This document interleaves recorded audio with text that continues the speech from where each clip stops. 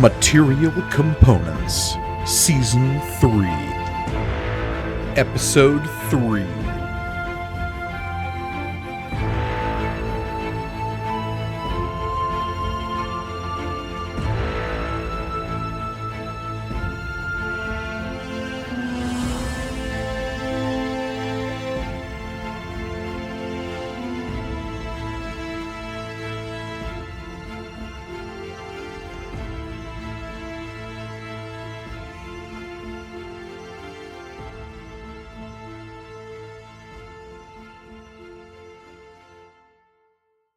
Greetings and welcome to Material Components, the actual play RPG show all about a broken multiverse and the heroes putting it back together. Brought to you by the Punch Up Entertainment Network. I am your humble dungeon master, Mike Gargoni, and joining me, as always, are my stalwart adventurers. Hey adventurers, thanks for being here. You're welcome. Oh, heck yeah. Where else would we be? Glad to be here. Honestly, where else would I be, quite frankly? Hey, everybody. Would rather be here than anywhere else. Because I'm Olivia, and I'm playing Tirza, Paladin of the Tempest Awoken.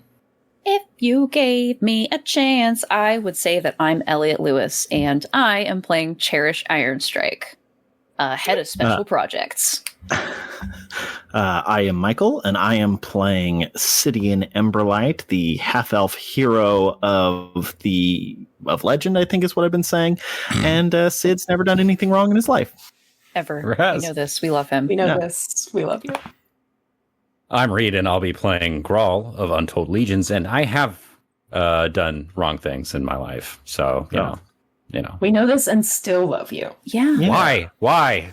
We're very accepting. Despite everything. Yeah.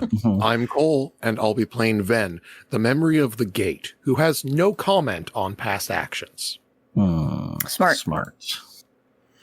That might need to change when we learn more about your character. No comment.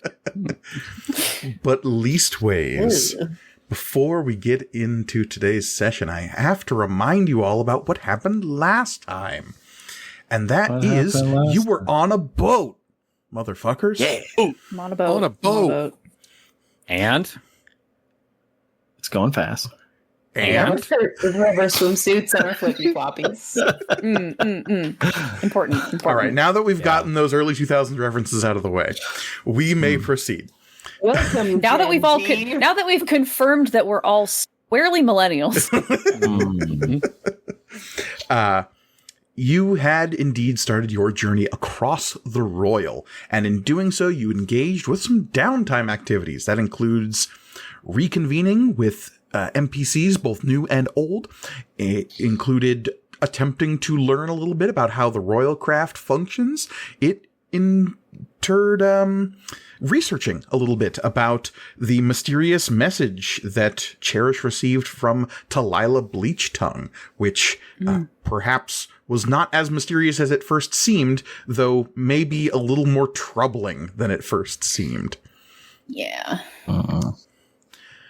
All of this sort of culminated with a bit of divination undergone by one of your newest recruits, Ven, who engaged the services of your shipboard divinator, Maha, the young blind woman who likes to read people's fortunes with her tarot deck. And in doing so, you determined that nearby on the coastline of the Obsidian Plateau, there was a bit of riches which could be acquired. And seeing as your current mission is to reassemble the deck of many things into its new expanded version that you have quickly discovered is now in existence, and seeing as the first card you are chasing seems to be up for auction at a place called Pharaoh Import and Export Copyright, it is there where you are headed, though doing so without much in the way of, money or ways to buy said card. Now, whether or not that is in fact the ultimate plan, that seems beside the point. Plan? We had figure one of out those? the plan in the middle of executing it. A tale as old as time. History seems to constantly repeat itself with us. Themes. As you rhymes. discovered, though, the location of this treasure was, in fact, a fortress of some kind, a long-abandoned giant fortification. Giant in both literal and not-so-literal sense, as this is, in fact, a fortress once manned by actual, factual giants. Now, it does not seem to have those particular peoples in residence anymore, for as you approached, you were taunted on the battlements by a salamander of some ill repute who hurled fiery, hot, bludgeoning boulders at you, all while asking you to please die so he could steal your ship. Don't like Seems that. reasonable. Yes. At least he said please. So, after a brief moral debate about the nature of piracy, Sid, in the midst of all of this, grasped your long reunited companion Judah and teleported the two of them up onto those battlements, thus initiating an encounter. So, with many angry individuals in the near distance, Sid, you have dimension doored yourself and Judah up to the top of the walls here, while all of your companions are still hundreds of feet down on the deck of your ship, back on the flaming seas. Honestly, I figured they were right on my heels. So, if anything, this is a fault in everybody else. No. But as we said last time, you also cast mirror image on yourself, so a crowd of Sids now bustles about the bulwark here as you find yourself atop the battlements of this little fortress here. I say little because it is relatively little for a giant. Now, as the walls are only 30 feet tall, they would only be about like twice as tall as a giant. A giant with a good running start could probably like jump up and grab the top of this wall and pull itself up. But for That's y'all, an Attack on Titan. yeah, And they probably did. Yeah. as they are not in residence, though, you have to contend with salamanders, these elemental creatures. These particular ones seem to have a bit of a nasty disposition, as they did hurl really hot boulders at you. Uncalled for. Indeed. I had you all roll initiative before we started this session, and so our initiative order stands as such. We have Sid, Hero of Legend, at the top. We have the Salamander Inferno Master, whatever that means, right on his heels. We have Judah, we have Grawl, we've got Tirza, we've got the rest of the Salamanders, an indeterminate number. We shall soon discover. We then have Ven, Cherish, and some other stuff. We'll get there. As you reach the top of the battlement, Sid, you are the only one privy to what is happening inside the walls of this place. Oh, good. None of your companions are quite aware of what's going on in there just yet. So, when I reveal this, it is going to be mostly for Sid to just get a bearing on what's going on down there. It'll just be for us to laugh at Listman. Right. We can all just adjust our maps. So, Yeah. Okay. I've moved mine down so I Okay. can't see. Me too. there's a large courtyard, and for our viewers on YouTube, you can see this as well. Along the back of the courtyard are two giant-sized doors and one giant-sized door and two little doors that seem to be of a large creature persuasion. They're not sized for medium creatures still, but they're less big than the really big door at the center of this keep here. Now, there are also two gigantic statues flanking the absolutely huge door, and there are these huge dilapidated corpses in the corner of this courtyard that appear to be mostly bones that are slumped into the ground here. Notably, the bones are this kind of orangish red color. Their armor is of this blackened leather, and they've just sort of slumped there dead in some long forgotten battle. Now, at the top of the battlement here, There is, of course, this long stretch pocketed with like defensive fortifications. There are what appears to be ancient catapults at either end of this battlement, though those clearly were not used to hurl the hot rocks at you, because you can see the pile of hot rocks at the center of these two crenellations here. One of which has the Inferno Master, this exceptionally large salamander with this bright crimson skin, whereas two more are down at the next parapet here with more hot rocks, and then a third is further down towards one of the dilapidated catapults. Now, in the courtyard, there are also 3 more salamanders around what looks to be some kind of like forge apparatus and a boat that is tipped on its side and appears to be made of pure gold. Okay. Love it. And that is what you see at first blush. It is your turn, Sid. What are you doing? All right. Well, I think it's time to draw my sword. I have not done that yet. And I say, well, they can't understand me, but that doesn't matter. I'm saying it more for myself. You have chosen the wrong person to make enemies with. Now you shall suffer those consequences. And I'd like to cast the maze spell on the big guy here. Okay. I'm assuming this requires a saving throw. It does. An intelligence saving throw. Okay. Okay. Needs to beat a 20. Okay. That... Well, yeah, I'm just going to burn a legendary resistance. Oh, well, that's no good. That's no good. Should have figured. In response, like the magic weaves around this creature and it like flexes its shoulders, and all these markings along its arms and along its back and up its head start to blaze, and like a mane of fire erupts from this thing, and it gives a chuckle and says something in Ignan that you don't understand. But Judah behind you says, "Oh snap." I'm going to give Judah Bardic Inspiration. That's actually really funny. What size die is your Bardic Inspiration? Oh, at this point, I hope you can say. Yeah. Okay, we're gonna do. Oh gosh, it is a D10. Okay, good to know. Wow. All Spicy. right. Are you moving at all? Is that what else? Are you doing anything else? That was your action, bonus action. Was my action and my bonus action. I was really, Really banking on that maze. Yeah, that would have been nice. You know what? Why back down? Couldn't tell you a reason. Yeah. Cool. Yeah. No, I'm gonna stand firm and take on these foes. Okay.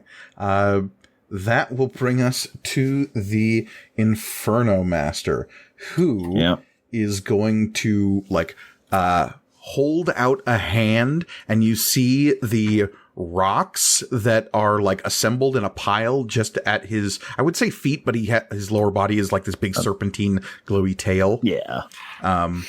And you see that like the rocks, they're like big, they're just crumbles of like pieces of architecture. They're not actual like mined stone or anything. And they begin to swirl up out of the pile in front of him and like coalesce in front of his hand into this big, round, glowing boulder. And you can see quickly how they've been doing this as he hurls one of these things at you.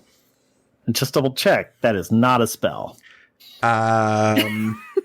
Nope. Okay. Well, had to ask. It's a big old rock. I need you and Judah to make a DC 18 dexterity saving throw. Great. Uh-oh. Oh no. We want Oh, wait, no. Want this. There we go. Okay. I think it's a good time to spend another plot point to give myself advantage again. Seems right. Listman, what do you mean spending a plot point? As in, that's my... Yes, Is that but an actual audio question? listeners don't actually know what plot points are because that's not a real mechanic. That's a fun, cool special. Well, I'm a hero of legend. I'm a story, a story being told, and just to make sure that the story is being told correctly, I have a feat that allows me to spend a certain number of plot points, depending on what I rolled at the beginning of the day, to either get advantage on certain rolls or to ensure that people have heard of me, which is the most important use. There's also some other things, but it'll come up when it comes up. So we've got that. Thanks for the explanation. Of course. That's going to be a 21. 21 means you're only taking 17 points of hot bludgeoning damage. Oh, okay. Judah also does not save, so he's only taking 17 because of evasion. Oh. But still, big boulder, go smoosh. Yeah. Then this thing is going to use a bonus action, and it will basically become living fire. And it turns into this like fiery serpent that goes crawling down the embankment here. You see it bores like a tunnel that looks like just a lava tube in the stairs here. That's what these little spirally indicators are in the battlement here. And you see it pop out down at the bottom inside the courtyard here. And it begins shouting orders, none of which you understand. Yeah. That will bring us to Judah. He is going to move to the edge of the battlement here, and he is going to raise his fists in a familiar stance, and you've seen him do this countless times before back in the Tempest Rift Valley. His fists will start glowing, and he will get ready to like shoot a couple of bolts of light, earning his moniker of Sun Palm. Give me a perception check. I'm assuming that's for me. For you, Sid, yes.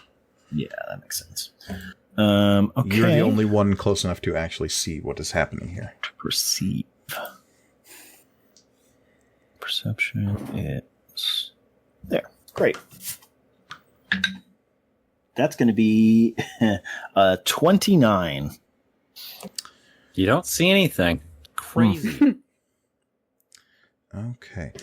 You see that, well, a couple of things strike you as odd right out of the gate. The first is that when Judah like powers up his sunbeam, the color is not what you remember it. Before it was like this incandescent white, like bright light. And now it's this like pale, sickly yellow. And as he like fires a couple of beams, one hits, one misses and strikes against the ground. You can see the chains on his arms tighten suddenly as he does this. And he like flinches in pain. It seems like doing this now actively hurts him. Oh, that's no good. And he takes 4 points of necrotic damage. What are you? That will bring us to Grawl.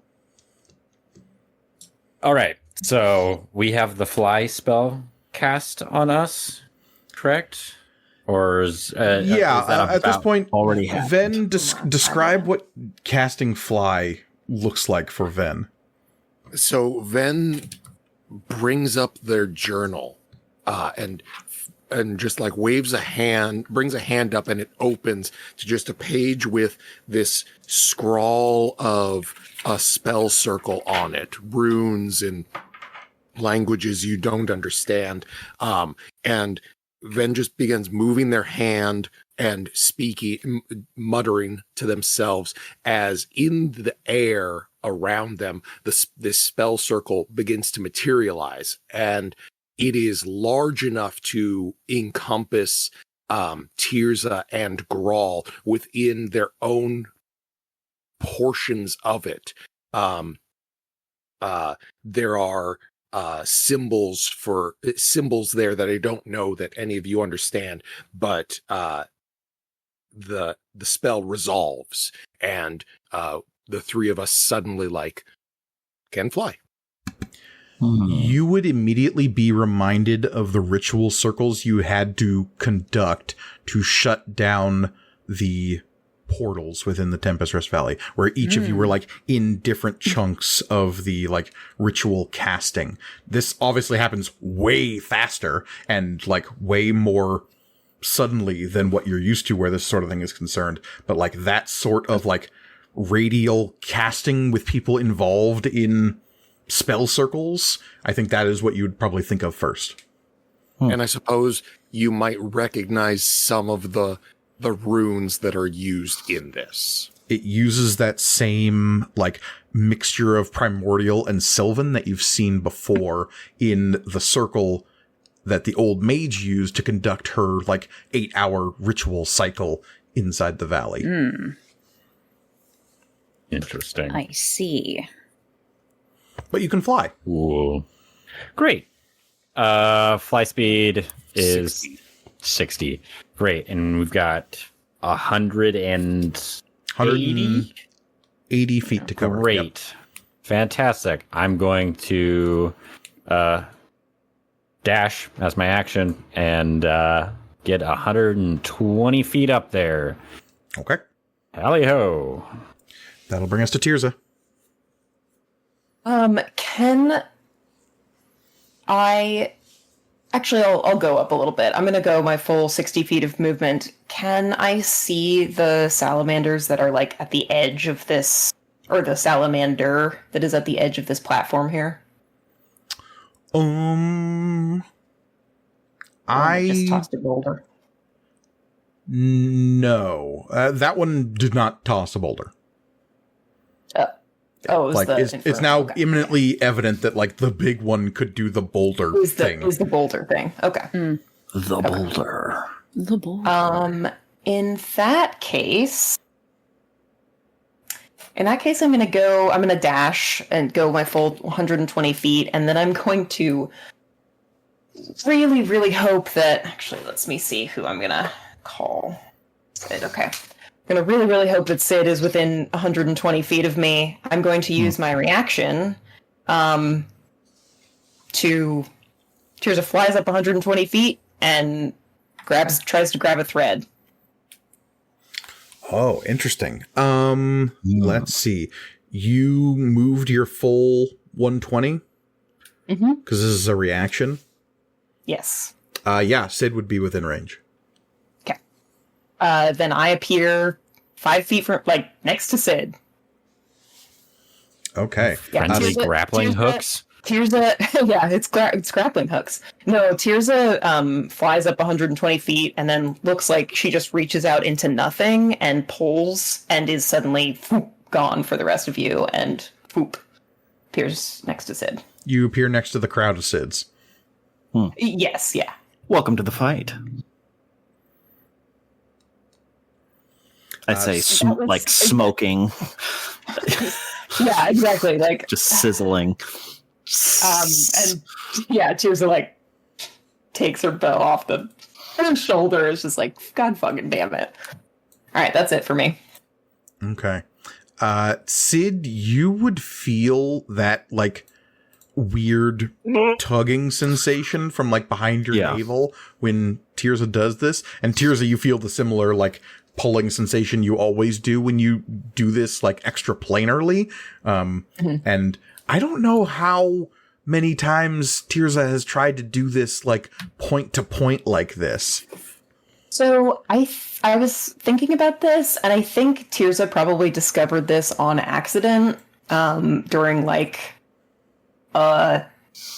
a job, basically, like was trying to, or was doing some favor for someone, because that's what I've been doing for the past 5 years, and went, oh shit, I really need to get to that person, and just like accidentally pulled. So I don't think this is like, I've never done this before, but I think it's probably out of desperation more than knowing what I'm doing. Okay. That will bring us to the Salamanders. The rest of the Salamanders hear the orders barked by their leader, and they're going to follow his orders. This one at the top is going to slide down another of these tubes and pop out down here. Then go 5, 10, 15.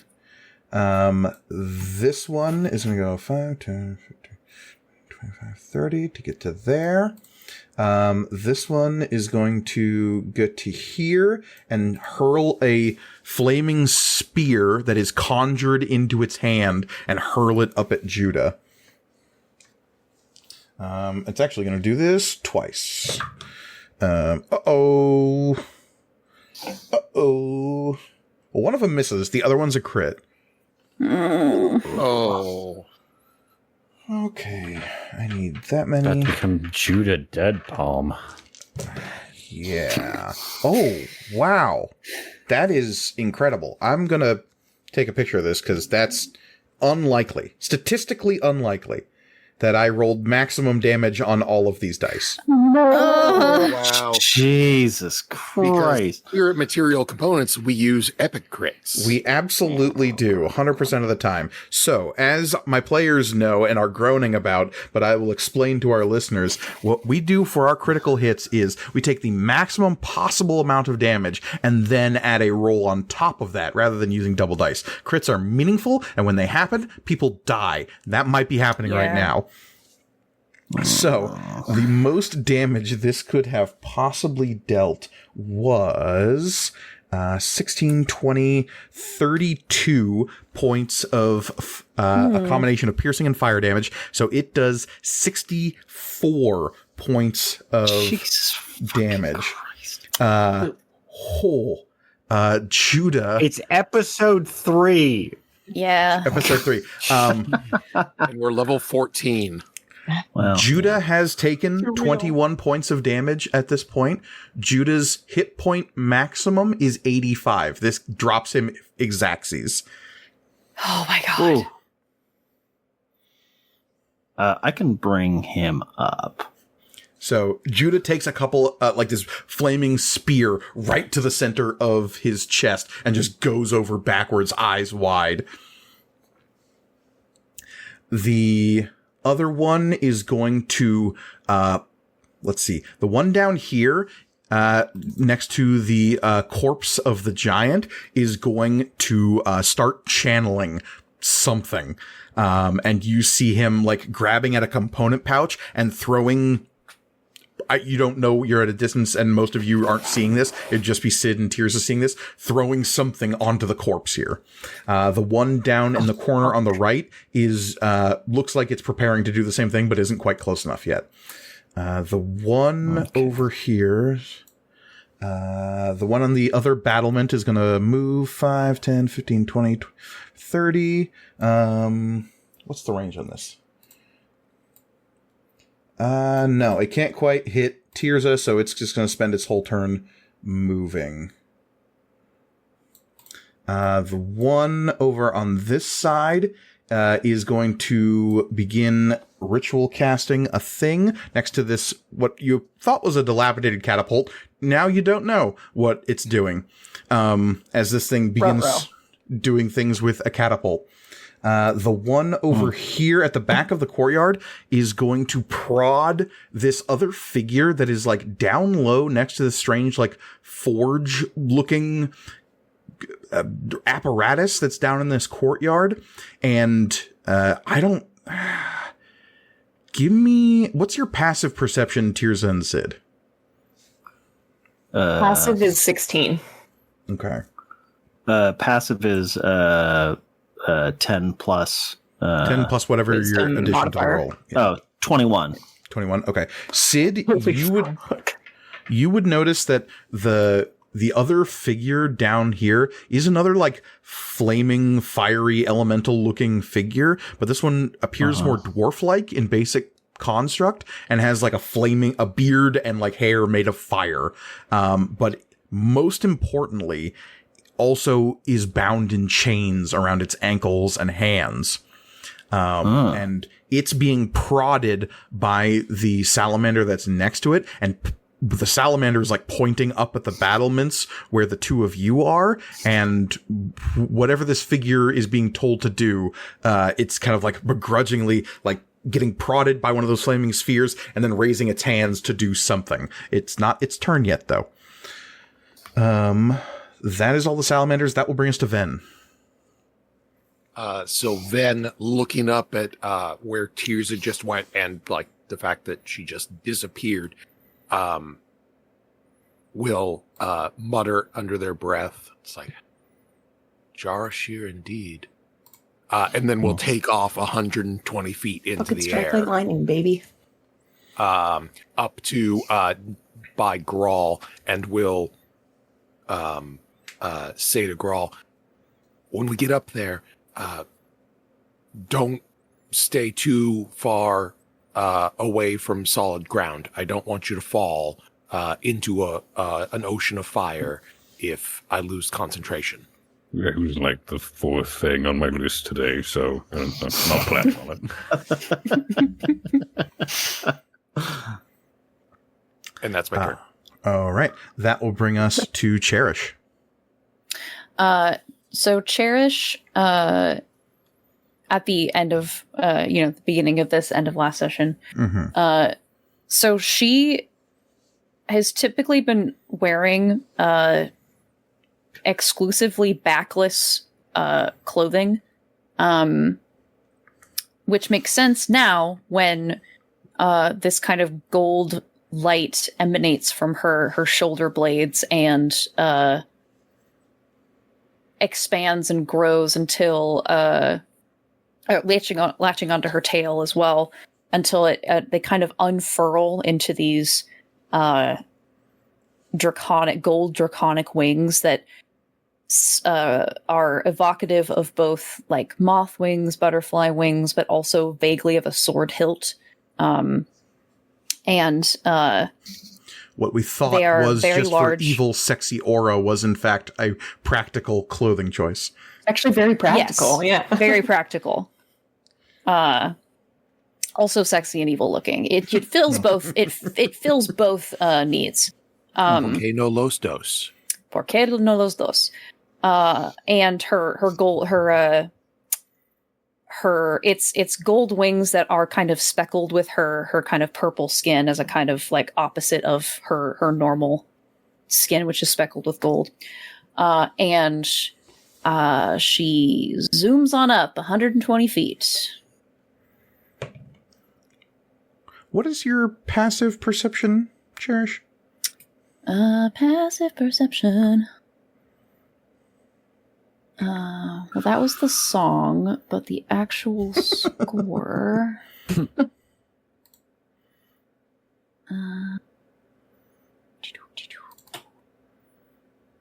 It's not listed on my character sheet for some reason. What is your bonus to perception? My bonus for perception is plus 17. Okay. Or plus 7, sorry. I was gonna say. I'm pretty sure. Wow. I'm pretty sure my passive perception, that's what makes that 17. If that's. Yeah. yes. Yeah. When you do this, what's your fly speed? 60 feet. 60 feet? Okay, so standard fly speed. And you go the full 120 this turn? Yep. Okay. So as you're flying away, you would definitely see members of the Royal Craft crew like coming up on deck and peeking up and seeing all of y'all just like superhero taking off from the deck. And you would specifically note that like Captain Jones is never left his post. Most of the others had been like stuffed back below decks by Judah, but the one that comes back up to the top of the deck that you weren't expecting because they weren't there to begin with is Anaxatia, whose eel head like slithers up out from below decks and like watches you take off seemingly with interest. Interesting. All right, that will be Cherish's turn. That brings us to the strange fire dwarf, who, at the insistent prodding of his captor, is going to cast Fireball up at the wall where Tirza and Sid are. Love that. Oh, I'm assuming, are they in or out of 60 feet? I'm trying to... Definitely out. Yeah. Remember, Sid, you add plus D4 for our bond and plus 5 for my paladin aura Okay. for this saving Gotcha. throw. Plus 4 and 5. Okay, cool. Yeah, y'all need to make some deck saving throws. Yeah. Oof.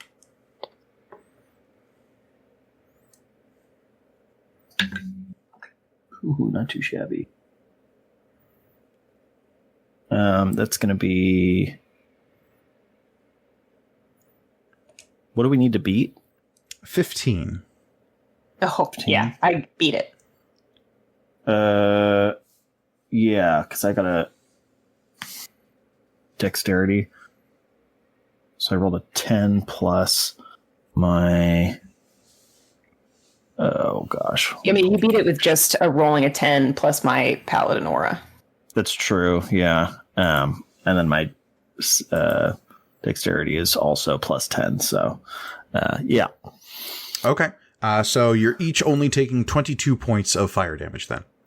Correct.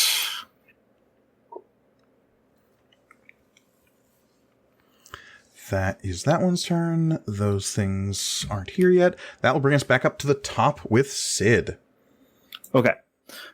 Mike, there is a feature in the feat. You may also spend 1 plot point to gain the effects of a short rest. Mm-hmm. What action is that? What kind of action is that? And yeah, I mean, that's the main question. What kind of action is that? Does it list a kind of action for any other It does uses? not. Well, I No, think you just for answered none of your them. question then. Great. I'd like to do that to get some, hit die back. So take a. You can totally do that and spend all the hit die you want. Let's do the rest of your turn, and then you can roll hit dice once you're done and in between your that sounds turn. good. I am going to cast. And if this feature seems broken to anyone, you're absolutely correct. But there's a reason I'm going hardball on all these guys right out of the gate. Sure are. Oh, I hadn't noticed, Mike. Season 3, One we of our ain't good fucking friends. around. One of our good friends is already dead. Yep.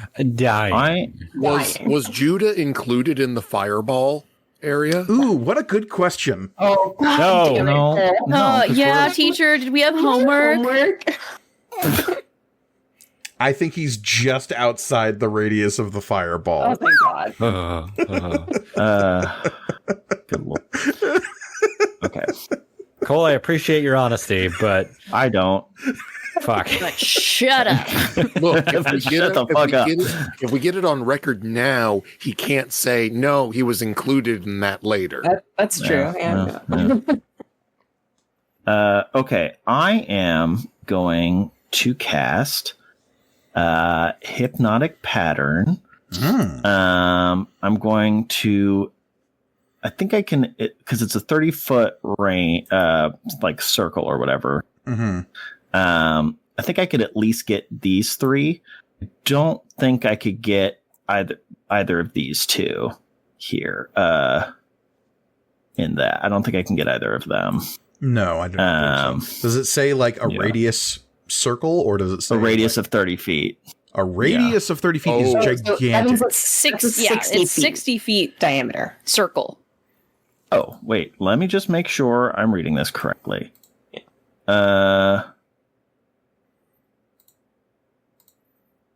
It says range 120 feet, area 30 feet.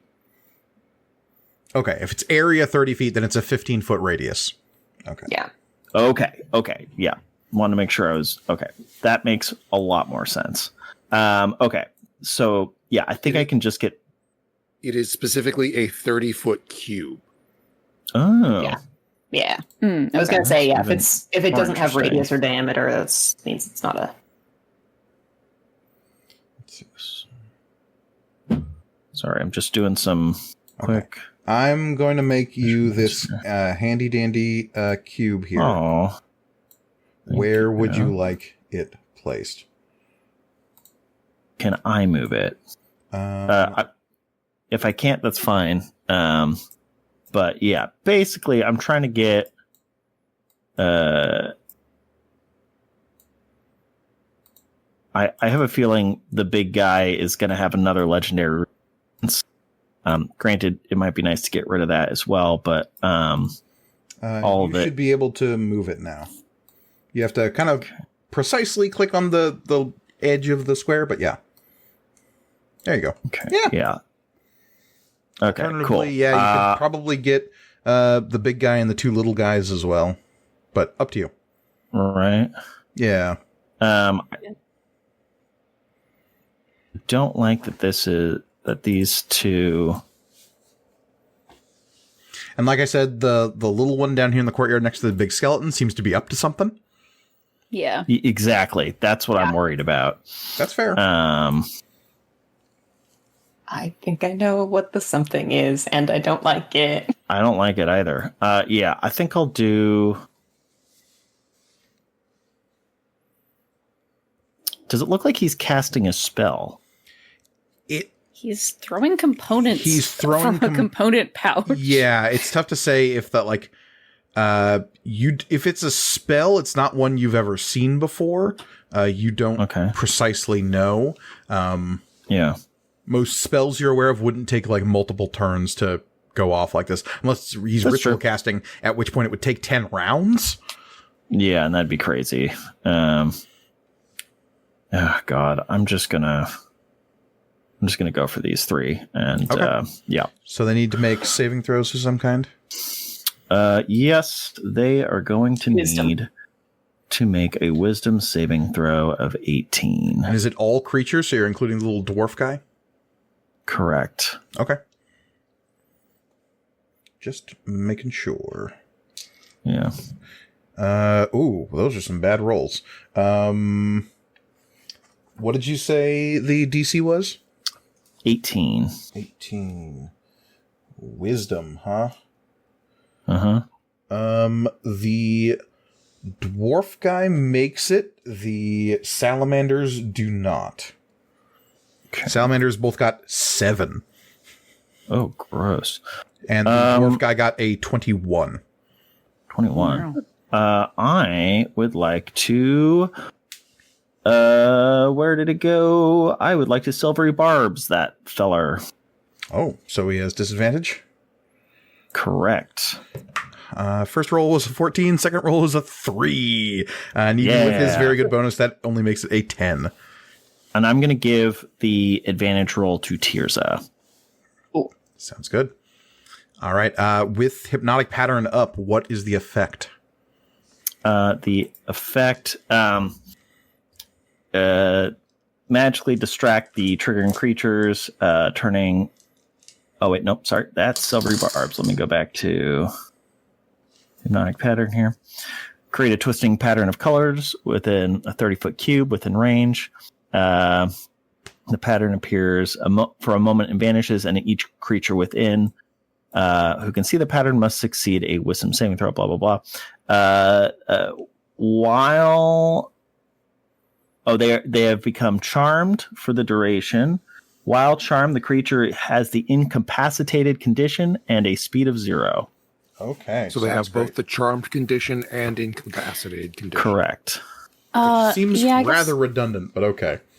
It does. does. It seems weird that charmed sort of seems like it means a specific thing based on the spell you're casting in this edition, I mean. I think that it's because creatures that have resistance to charmed effects would be able to resist this because it's an illusion. Okay. Yeah. That makes sense. Yeah. And then I'm They're going also to, incapacitated? Yes. Correct. Okay. So long as they're charmed, they are incapacitated. Okay. Sounds good. And I'm going to... Yeah, whatever that one next to the skeleton was doing, it stops, and the other two at the back end of the courtyard, the little dwarf guy and the other salamander, both stop what they're doing as well. I'm going to take a step back, just to get myself clear here. I'm going to give another bardic inspiration to... And just so you're aware, when you cast Hypnotic Pattern, your concentration on Mirror Image dropped.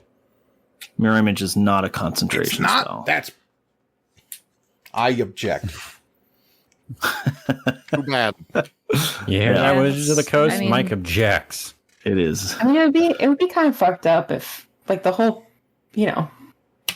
Whole point of it is to keep a squishy character alive. long. Yeah, but it's also, Yeah. if you're popping mirror images, you don't get hit inherently. No. It's actually different now. Oh. I haven't upped my mirror image game. Where did it go? I took it too, so I'm looking for my... Each time a creature hits you with an attack roll during the spell's duration, roll a d6 for each of your remaining duplicates. If any of the d6s is a 3 or higher, one of the duplicates is hit instead of you, and the duplicate is destroyed. Yeah. Yeah. Okay. These have all been saving throws, so that hasn't really come into play yet, unfortunately. But All right. yeah, and then They are hypnotized. just to double check, silvery barbs, is that a reaction? I would Yes. think so. it is. Okay, I just want to make sure. I'm gonna give a bardic inspiration to. Wait, no, I have a bonus act. No, sorry. Since I cast hypnotic pattern, I cannot cast anything but a cantrip as a bonus action. Okay. I was like, oh yeah, I'll just shoot a healing word over to Judah, but that isn't going to work. So I'll do the next best thing and give Judah a bardic inspiration. Huh. Okay. Yeah. He already has one, technically. Yeah, Oh, he does? He didn't use the last one? No. Yeah. Oh, okay. Well, then I'll give it to Tirza. I mean, look, he could still use it for a death saving throw, maybe. Yeah, but he already has one. True. Okay. Yeah, you can't stack those, Oh, unfortunately. okay. Yeah, I don't believe we can. Okay. And then that is my turn. All right. That will bring us to Inferno Master, who, seeing the hypnotic pattern, is going to look over at the one who is hypnotized that he yelled orders at, will shake his head, and then will press forward himself. And he is going to glance down at the skeleton. Tirza and Sid, you would see that, looks down, sees that, whatever the creature did seems to have been, good enough, and it will raise a hand and cast a blast of fire down into the skeleton, and you see all of these weird bits of mold and spores that are sprinkled inside the skeleton suddenly erupt into fire, and the whole skeleton jangles and lurches and suddenly becomes animate with fire. Shit. Love it. I don't love that. Good and cool. And I will add giant flaming skeleton to the initiative track. Really hoping to avoid that. That is the Inferno Master's whole turn, though. That will bring us to Judah, who has to make a death saving throw. That would be a failure, but he uses Bardic Inspiration, so that is one success. Yay! That'll bring us to Grawl. Oh, yeah. Okay. Said healer of so- season 3. Do I want to go left or do I want to go right? Make your choice. Yeah. Live with it. Yep. Or die. 60 feet will get me 180 to there. You land on the left parapet. Yeah, and I don't have enough reach to get. I mean, You've got your halberd, yeah? halberd. Yeah, so yeah, that you've should got be that. 10. Okay. Cool. In that case, I am going to use a bonus action, and I will summon my Echo right behind this fool. Describe Gralso as he appears. Yeah, so I pop up over the parapet, and then as the salamander looks at me, he gets a quick tap on his shoulder, and there's another Grawl behind I him. remember your duo doing fucking Laurel and Hardy bids. Like, Yeah. Sparrow and Abbott-esque fuckers. So Gralso, however, is in this like resplendent golden armor and has kind of like a close crop military-esque haircut. Looks the part of a paladin in the way that like when a paladin comes to mind, oh, it looks like him. Sorry, Tirza, but you know. Okay. Fuck you. He's tall, he's handsome, he seems to radiate light. He's probably got buckets of charisma. And he's got a little cape on him, too, because capes are cool. But, yeah.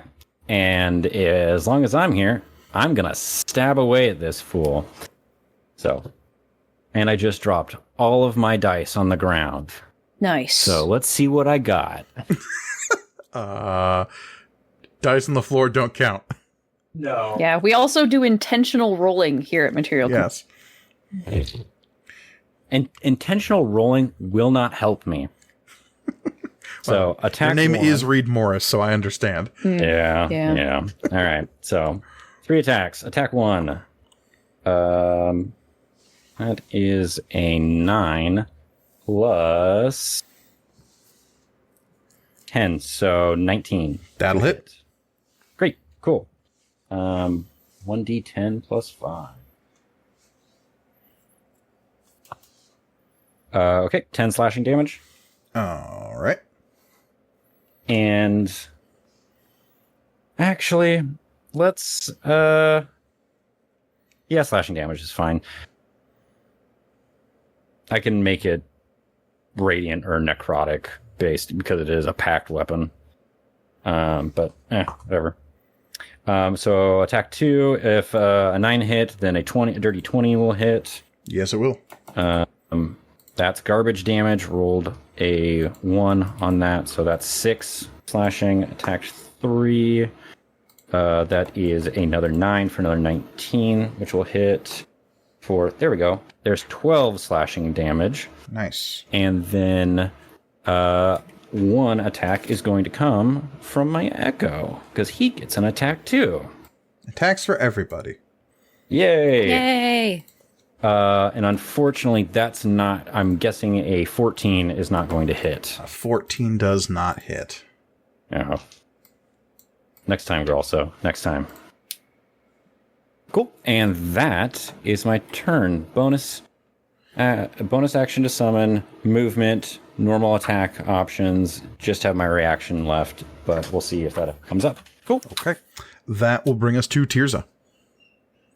Really, really fast. I just want to make sure that the 2024 Silvery Barbs rules works the same way as the 5e, where you don't have to use it right away.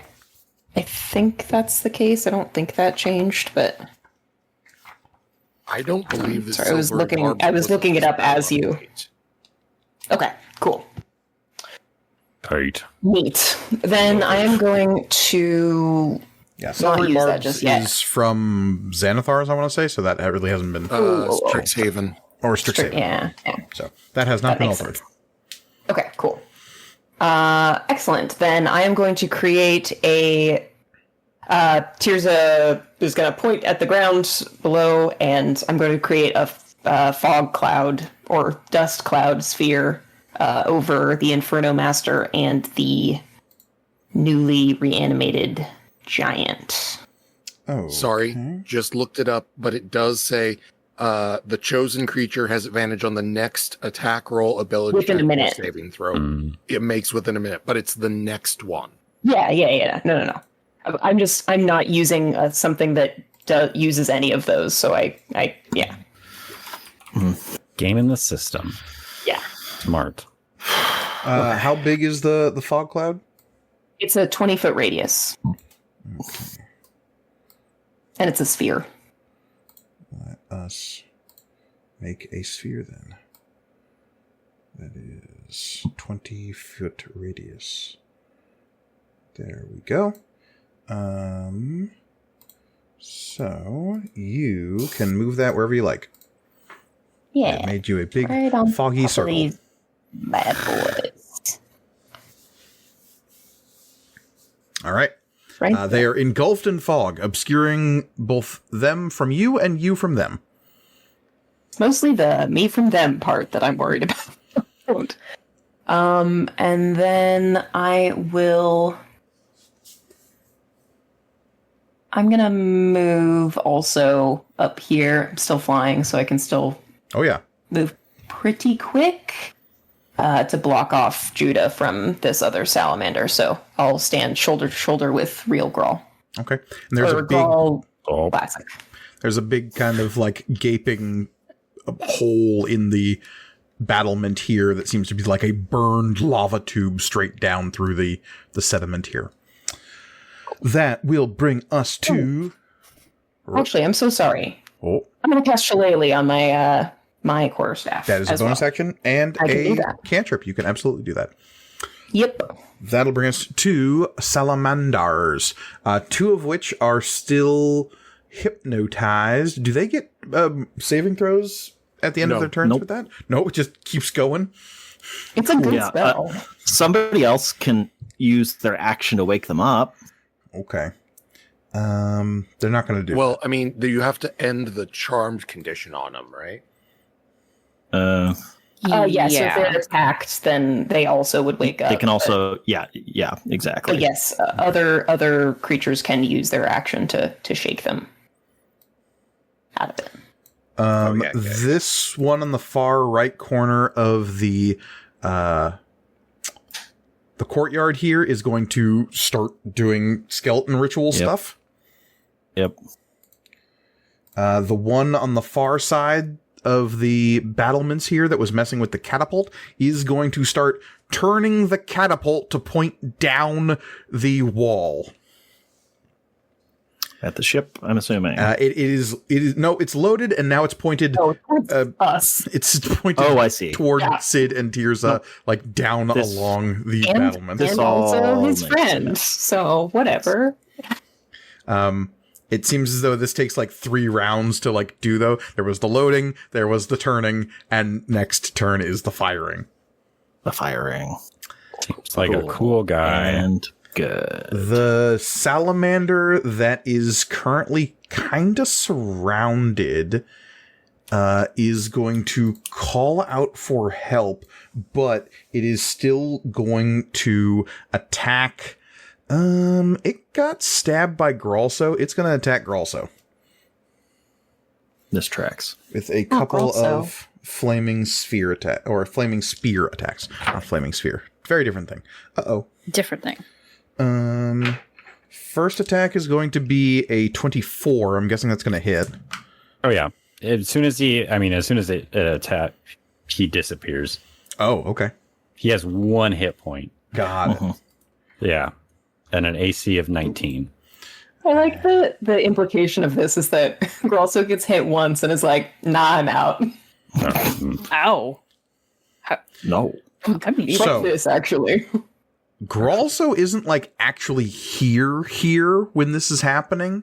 When he's conjured as an echo, there's like a bit of him that is being projected from Gralhalla or wherever he's off doing his business. But I'm still assuming he goes, well, fuck you, I'm leaving for the comedic bit. Yeah. He fades, double fingers raised up. Yeah. The second attack will turn and like try to jab at Tirza with a natural 1 that's not going to hit. It's just a really bad miss, though. Just like totally skitters and goes wide.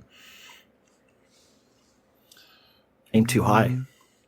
The one that is at the bottom here hears its friend and is going to spend its whole turn just squizzling back up to get to the top of the battlements here.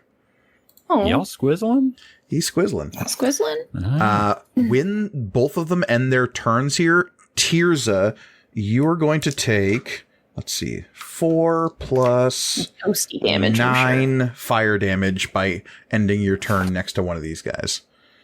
Yep. So 13 total. Ouch. That. You said, I was and gonna say- Judah fails a death saving throw by ending his turn next shit. to the Next Salamanders. to one of them. Yeah. Sentinel reaction. You said this one to the right attacked, but missed? It missed Tirza, yes. Okay. I want to make sure something on the Sentinel feat, whether or not it has to land the attack or not. I know Sentinel is one of those feats that has like mildly no. It's changed. been changed. Yeah. I was Okay, gonna no, say, I yeah, was like, okay. It sorry. specifically says when it hits a target Yeah. other than you with an attack. Okay, just wanted to make sure. Yep. Otherwise, it would have That had some.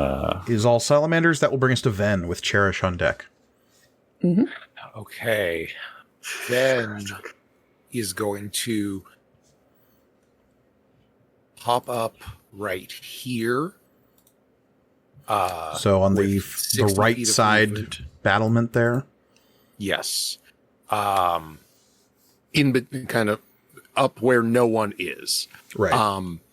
All the battling is happening on the western battlement, and you're up on the eastern one.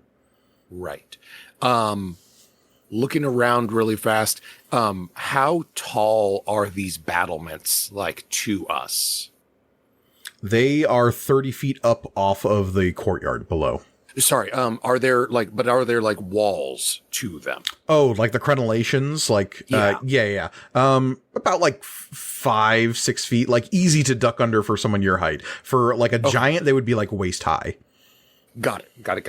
Okay, perfect. Looking around really fast, the catapult is worrying. And so What a sentence. Ven is going to raise up their spell book, their journal once again, flip open to another page, and just very quickly do some motions in the air. And they resolve into these 3 glowing bars, organized in kind of an upside down U, and then those each fly off as eldritch blasts towards that one at the catapult. So specifically at the salamander. Yes. Okay. Does the catapult look like it could be more easily damaged? Like I said, it looks old and busted. Up to No, you. these are going at the catapult then. Okay. I will say also, catapult, much easier to hit. Yeah. Lowest one is a 17. To hit. It's going to hit. Perfect. Okay. What I do need you to let me know, though, is each of the Eldritch Blasts which deals damage over 10. Anything under 10 will not damage the catapult. Got it. It has a object damage threshold. Understood. So 2 of them, so is it at 10 or over 10? At 10, it will deal damage, yeah. Okay. So damn, this 9 is not going to do it, but I am going to make the actually no. So I deal 10 with one of them, and then using the powers that Ven has acquired, is going to add on 5 proficiency bonus bludgeoning damage to one of these attacks that hits, and so is going to turn this 9 into a 14. So all total is 24 damage, 19 of which is force and 5 of which is bludgeoning. Okay. Nice. Was only 2 damages? Yeah, the third one was only a 5. Okay, got it. And Eldritch Blast does not add anything to it. It's true. Unless you take the agonizing blast. But let me check, but I don't believe I did. All right. Is that going to be... I did. I'm so sorry. I did. So that should be your charisma modifier twice. Yeah. Well, can I reorder that so all 3 of the extra bludgeoning damage so that all 3 of them hit? New character, new character. Thank you. Okay. Right. So yeah. I'll agree to this Yeah. if you give my burning giant skeleton an extra action. How about that? No. What are we playing, Queen's Court? That doesn't seem right. That doesn't seem like an equivalent exchange. I didn't say it was equivalent. Okay, so the first one is 14 damage, the second one is 13 damage, and the third one is 14 damage. There you go. So 31 total. Or No. 41 total. 41. No. Yeah. And Ven is just going to duck slightly. Okay. There's this pile of rubble just to your right that can Perfect. provide a little bit of cover. Perfect. It is also like hunks of rock meant to be thrown in fiery cascades at approaching ships. So we'll see how this works out. Yeah. That will bring us to Cherish. Perfect. All right. Cherish is going to get up to, let's see.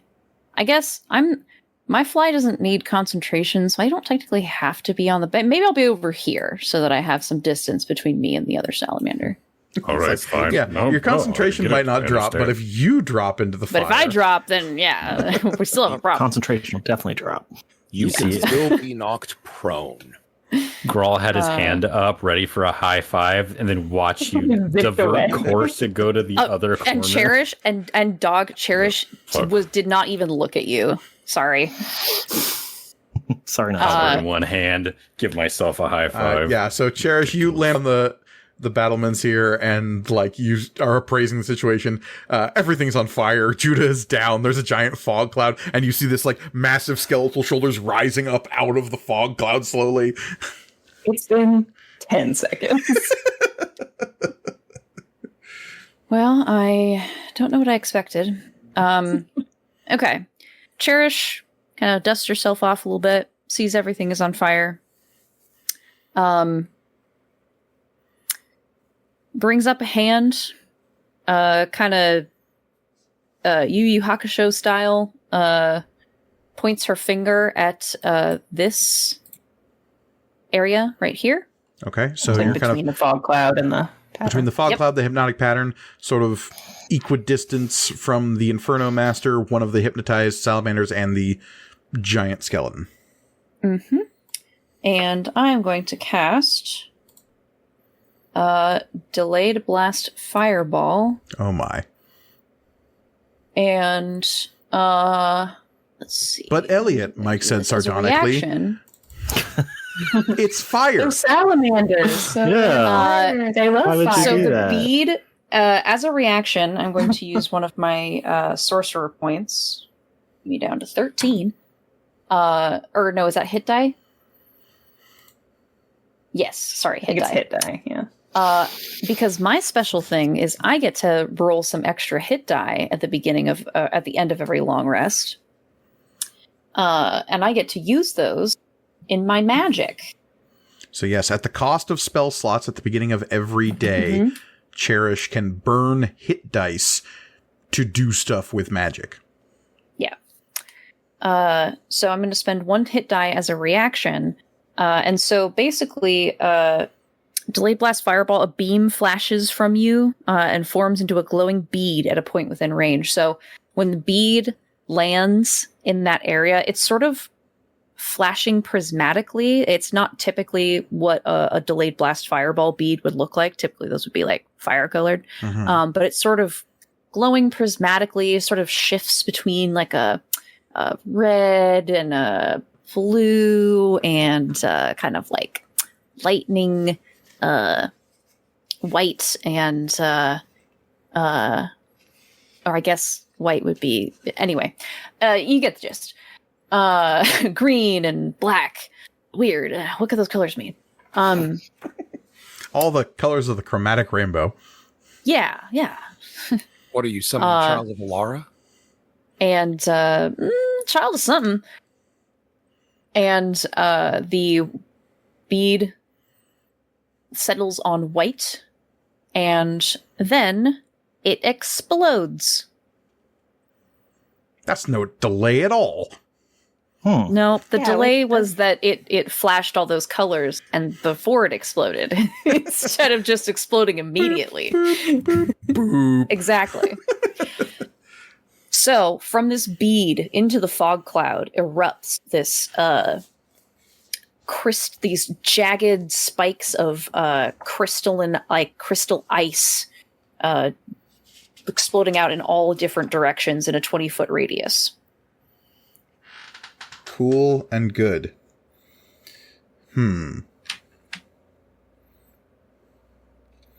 Okay. Well, interesting. Incapacitated doesn't say anything about having disadvantage on dexterity saving throws, so that's something. Good for them. Yep.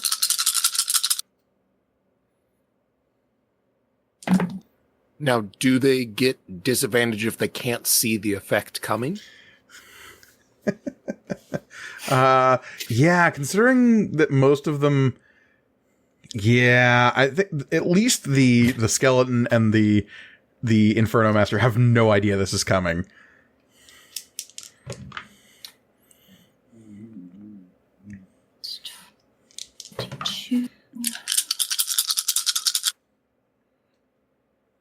Wow. Giant flaming skeleton. Surprisingly dexterous. I mean, It's insofar not as like it has a down. dexterity bonus. It is shocking. I'm guessing a it's freezing. 12 still isn't going to do it, though. Cha-cha-cha. Oh, no. Oh, no. Honey. Poor baby. They have to beat a 17. Okay. The little salamander and skeleton absolutely don't. The Inferno Master rolled you said this was dexterity, so that would be a 25. Okay. So, the little salamander and whatever else didn't make it is taking 50 points of cold damage. Okay. Nice. And the one that saved is taking 25. All right. The cold damage against creatures of elemental fire is exceedingly devastating. And the salamander at the corner of this. Now, there is a swirling cloud of, Tirza, you described it as dust. Mm-hmm.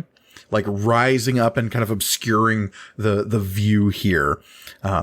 So one could make the argument that I don't know if Cherish would have known that there was additional creatures in that cloud, but regardless, it detonates. You're at least aware of the skeleton. AoE doesn't care if there are more targets. Dust cloud wouldn't be there if there wasn't something to obscure. It's true. Fair enough. What was the total damage you said? 50? 50. Woohoo, okay.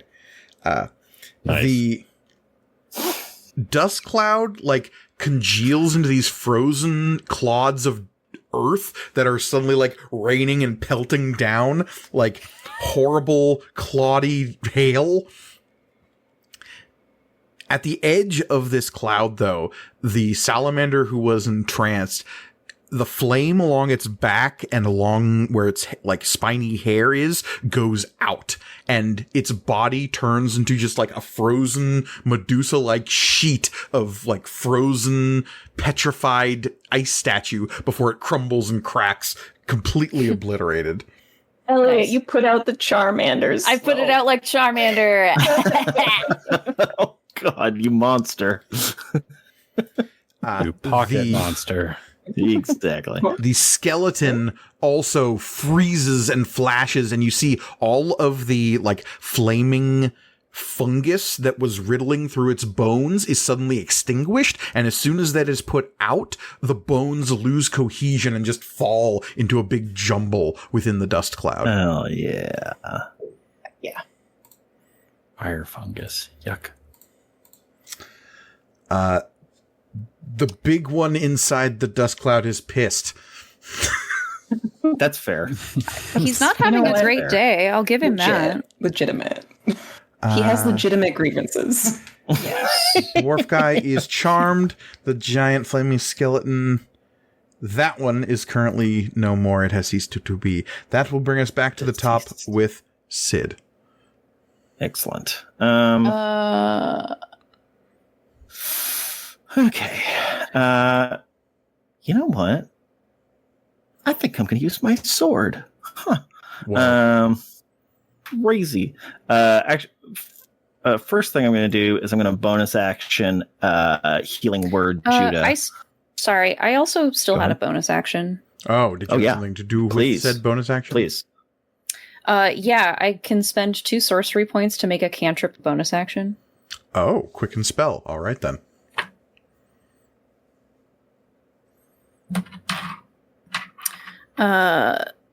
I'm going to...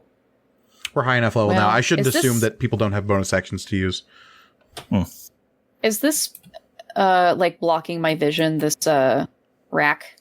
No, it's just kind of like a hip-high pile of rubble. Okay. I'm going to cast, let's see, which one should I do? Eeny, miny, dead. Ray of Frost. Power word kill. Yeah, it doesn't have that. As a Ray of bonus Frost action. on this one. Bonus action. Yeah, as a bonus action. Dude, going to hell real good. Damn, The spell list. Yeah. Ray of I Frost, mean, you it said? is a so I need single to- action, yes. so like when you're high enough level, Is that a spell attack or a saving throw? It is. I need to make an attack roll. Okay.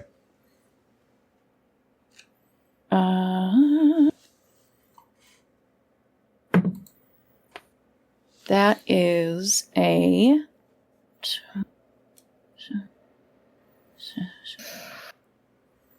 No, wait. 23. Okay. 23 will hit. Forgot how to do math. Okay, and so it takes 3d8 cold damage. I only grabbed 2d8s. That was silly. That's 17 points of cold damage. Ow. And Eminent- its speed is reduced by 10 feet. That is terrible. And that's my turn. Okay. It is way more effective than you would have assumed it was.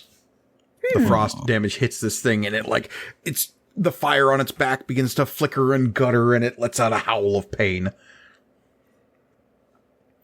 All right, that'll bring us over to Sid. I heard tell of a healing word. Yeah, I'm going to healing word Judah. Okay. How much are you Good call. healing him for? We're going to do a first level just to get him up. So that's 2d4 plus your charisma modifier. Plus 5. 2d4 plus 5. Do it. That's going to be 10. All right. Judah lets out a I do that as I'm running up. Blade drawn. I'm going to charge this one right here. I'm gonna attack this fool. Please do. With my rapier. Question: now that Judah's up, would you say that this individual is surrounded? Judah is conscious. I would not call Judah up. Fair. That's fair. Yeah. Punching at their ankles. Well, they don't even have ankles. They're just a snake. Yeah. Salamander fire thing. Do they have feet, Mike? Lizards have ankles. Yeah. Yeah, but what? No, but like based These on guys the images specifically. here, I'm just curious. Do they actually have like? Leggies. Yeah, Salamanders do not have legs. No, they have big long tails coming down out of their torsos. Oh yeah, I guess this is like the mythical salamander, not Oh yeah. just not, a lizard. not just a lizard. I have been picturing these as like the gecko, or the gecko, but on fire. They're not Alphos. Okay. Or not, wrong Zelda thing. What? Stalfos is right. Lizalfos. Oh, Lizalfos. Okay, gotcha. Right, because I was thinking about the skeleton. So I'm assuming a 28 hits. You would assume correct. Excellent. I am going to use a bardic inspiration to do a defensive flourish on this motherfucker. And I'm going to stab him real good. Please Real stab good? real good. Real good. Excelente. Oh, and then I'm going to roll a d10 for inspiration die. Yeah.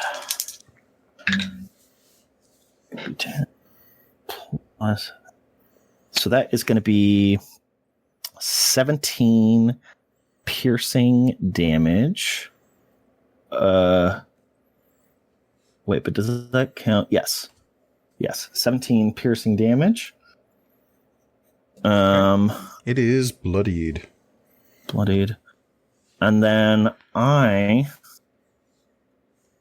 get 10 more feet. Oh, I also add what I rolled, which was I also add 6 to my AC now, and then I'm going to get 10 more feet. So I'm gonna kind of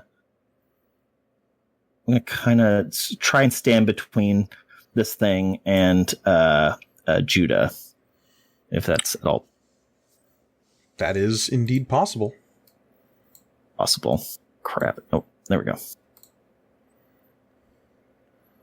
And that'll be my turn. Okay. That will bring us to the Inferno Master. Let's see. He lost his good Skeleboy. He's going to come out of this fog cloud here and sort of assess the situation. He can't really see what's all happening at the top of the battlement. So I think he is going to use a bonus action to use his blazing movement, and he's going to fire his way up here and charge through you all. As he does, he moves without provoking opportunity attacks, and everyone within his emanation as he moves is going to take 7 points of fire damage. So Sid and Judah taking 7 points of fire damage. Judah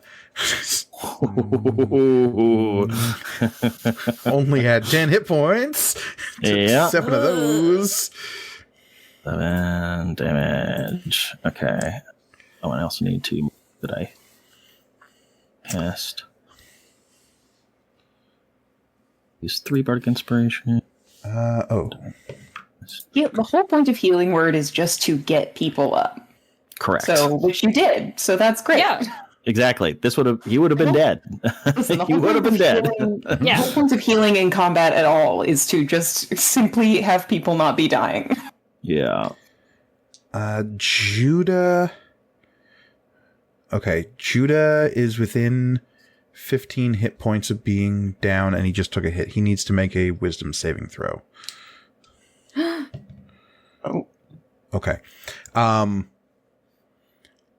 Sid, you're probably the only one to see this in the middle of the melee here, but Judah like grabs at himself on the ground and is like trying to hold the chains that are wrapped around his arms like to his body as like they start glowing with this like sickly yellow light. Buddy. Then the salamander is going to stab you twice. Or try to. Stab me? Yeah, stab you. Okay. First no, one is, that's 17. I don't think is going to hit. Nope. But a 31 probably will. Yeah, I am... Silvery barbs. Oh, actually, no. I have, what's it called? Mirror image on. Okay, so roll a d6. 5. I should probably double check what happens here. 5. 5.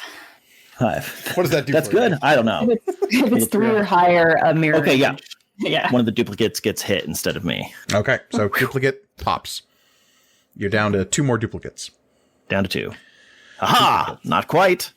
All right. That is both of its attacks. It is going to stay right there. So everyone within, let's see, its fire aura is 10 feet. So that's going to include everybody is going to take, let's see, how much fire damage?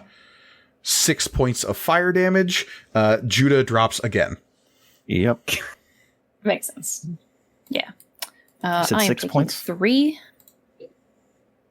I said 6 points of fire damage, yes. Great. Okay. Got Thank it. you. Thank you, 6. I do not. Yeah, Ven's the only one who's not. Actually, Grawl would be outside of that aura as well. Oh, fantastic. God, those 6 hit points. Those were his 6 favorite hit points. Well, 3 of them were. The other 3 is a 50-50 split. I liked 3 of them. The other Three ones of them didn't. were actually, 2 of them were he was fine, but one of them he actually really hated. So good Judah for him. succeeds a death saving throw. That will bring us to Grawl. Fantastic. Jesus Christ. Okay.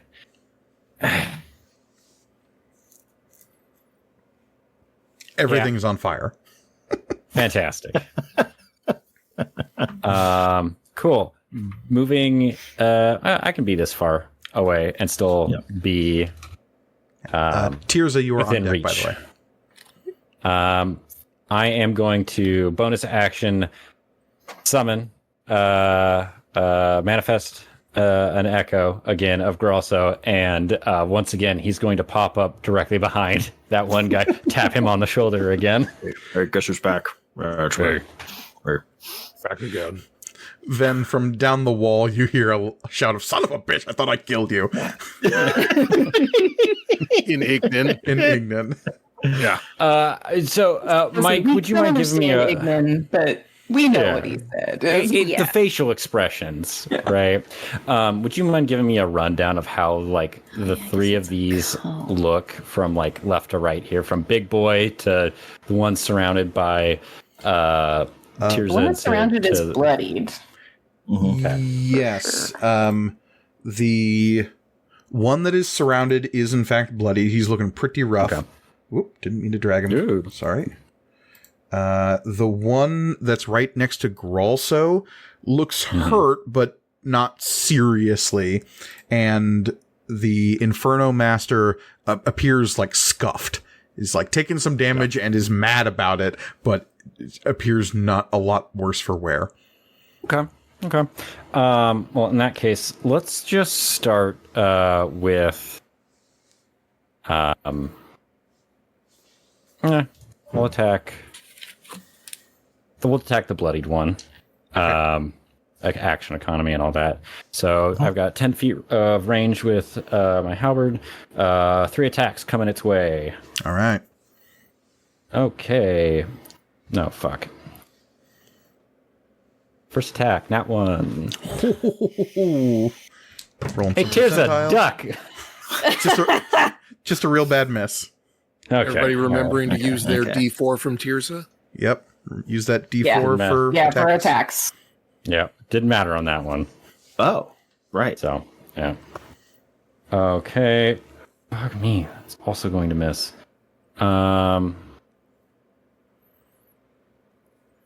That's better. 26 That'll to hit. Okay. Fantastic. That is 13 slashing damage. All right. This thing is looking hurt. Okay, and then one attack from the Echo. And that will hit with a 19 Yes, it will. for another 10 damage to the one on the right. And That one since is we're now looking here- bloodied.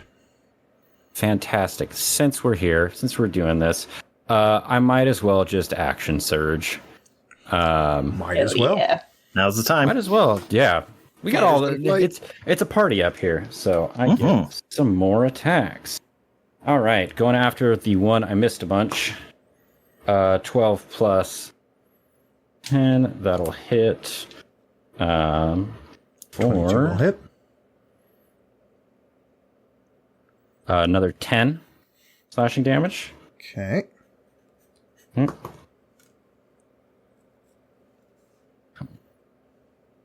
Hey, there we go.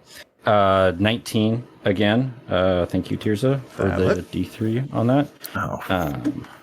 For another 10 slashing damage. All right. That one goes down. Fantastic. I get To see it. so question. Because I have my great weapon master, when I reduce a creature to 0 hit points, I can make one attack roll with the same weapon as a bonus action. You've already used your Do I bonus get- action to conjure Yeah, the echo. You don't okay. get an extra bonus Okay. action from the action surge, yeah. I want so many bonus actions. I know. Damn it. Okay, that's fine. I still have one attack left with this. That is a. Who are you attacking? The one on the right now, because Okay. he's still within Yep. range. Let's see here. Plus 4, 17, plus. There's 27. That'll That hit. doesn't matter. It'll hit. Yeah. Okay.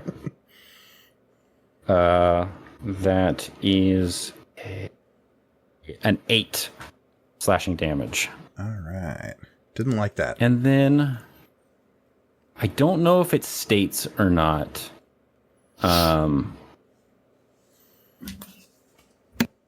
Let me make sure whether or not it gets an extra one. The Echo gets an extra attack when I use an action surge. It would or read me the echo, Yeah, I'm looking to see. because like if it gets an attack whenever you take the attack action, then it would get an think extra it attack on your does. action surge as well. Teleport bonus action. Yes, okay. Whenever you take the attack action, you can make one additional melee attack. Totally. Then yeah, the echo would absolutely Okay. get the attack. Perfect. All right. 13 plus 10, 23 plus That'll hit. 24. Okay. And this is going to be. Oh, fuck yeah. 15 slashing damage. Woohoo! Okay. This one is looking very hurt now. Great. And then I will move slightly this way. Slightly that way. All right. That will bring us to Tirza.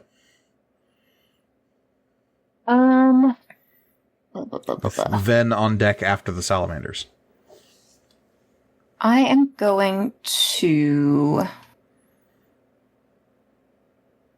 All right, first I'm gonna like just get away from this other guy. I'm gonna step away from the guy that I was, I don't know, flanking with Grolso and step up to the Inferno Master. Okay. It'll get an attack of opportunity on you as you move away. That's totally fine. Okay. That is a 24 to hit. That hits. Hey, Grol, you can use Sentinel to hit it. Yep. Thank you. Hooray. All right. 3 Eldritch Blasts are coming at this fool point blank. I'm sorry? I thought you were a fighter now. Walks away. I dipped 2 levels in Warlock, my guy. Well, Oh, Trixie's up his sleeve. Yeah. Tricky.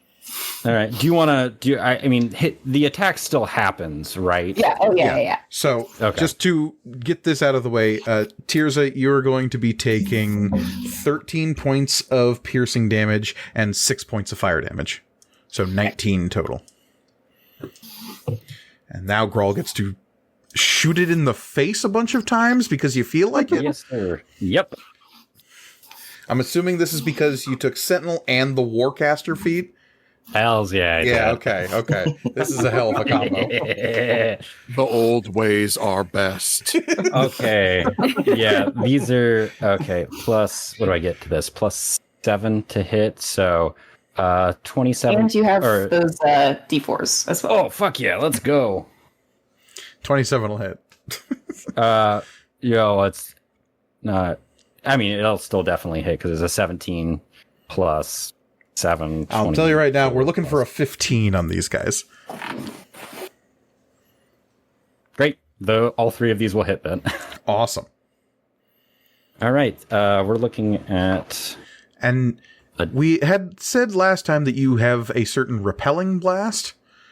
Yeah, I can. I can move them directly away from me if I want to. I can push. Like, say, them. off a wall over a courtyard. Yeah. Just for instance. Mm-hmm. Just Okay. as an example. There's no bad ideas here. We're just brainstorming. Yeah, we like to have fun here. right. First attack is 12 force damage, Uh-huh. followed by 8 force damage, Okay. and then 6 force damage. So you combo juggle this thing off the edge of the wall. Just boom, boom, boom, boom. Because it pushes it 10 feet every time. Yeah. Okay, so this range thing is gets 60 like feet. 30 feet away from you, like off the edge, and it's dead before it starts falling. But it hits the ground with a wet, juicy as it hits the courtyard 30 feet down. Weird for them being made out of fire. I didn't expect the wet sound. As just like juicy tempura, it explodes on the ground. Fantastic. Now that the reactions are out of the way, we can start my Yeah, there you go. Oh yeah, that was all at the start of Tears' turn. What a great start to your turn. Loved it. High level D&D, y'all. Yeah. Give me 1 second. Yeah, I will. Yeah, I'm gonna bonk. Okay. I'm gonna bonk. Fuck them up, dog. I'm still listening. I'm just stepping away from my camera for a second. For sure. Now the thing is that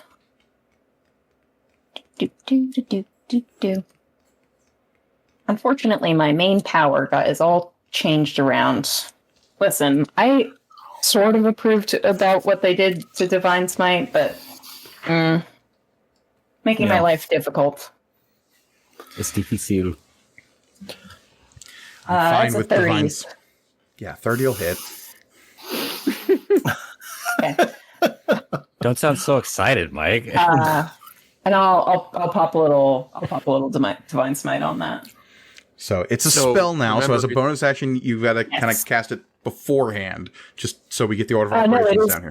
it is a bonus action which you take immediately after hitting a target with a melee weapon. Oh, okay. Why isn't it a reaction? Anyway, whatever.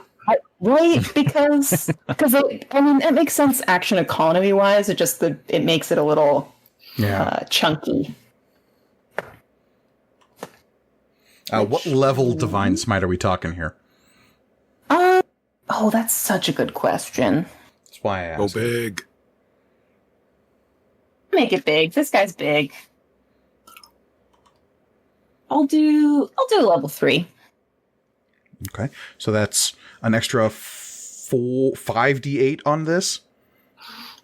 Mm-hmm. Yes, correct. Yeah. Apparently I don't have any d8s out. So it's going to take, first of all, 15 force damage. Ow. And then...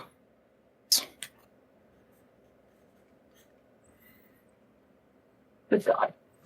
So many dice, none of them d8s.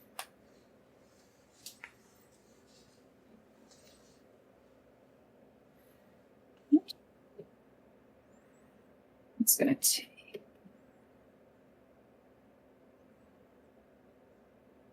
Okay.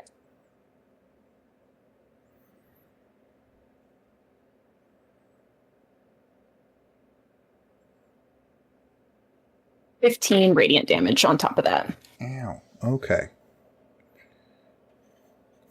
It Bonk, didn't bonk. like that. Cool. Attack number 2 will be... Oh. Wasn't a great roll. So that's only a 17.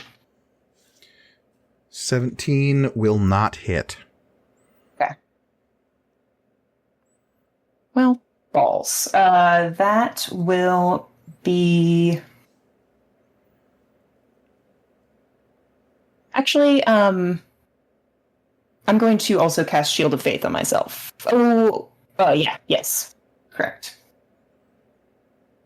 But I didn't you can't do that because of fucking... cast- Yeah, I forgot it's a spell now. Smite's a spell now. Yeah.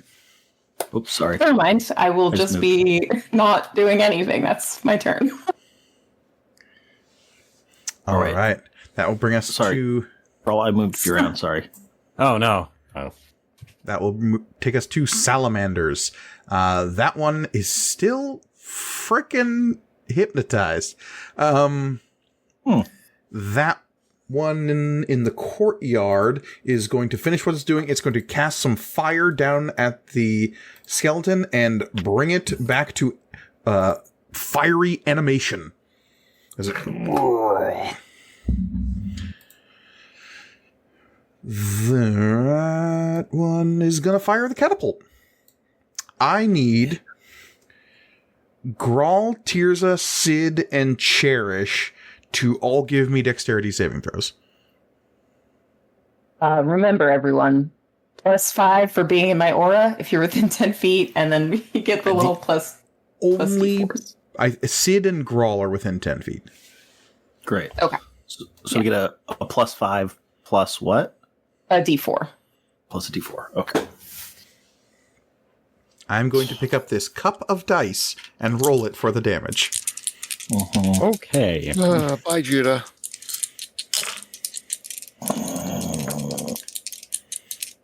Thankfully, Judah's death saves reset. Yeah. Yeah. Huh. Mike, does a natural 20 do anything? No. Okay.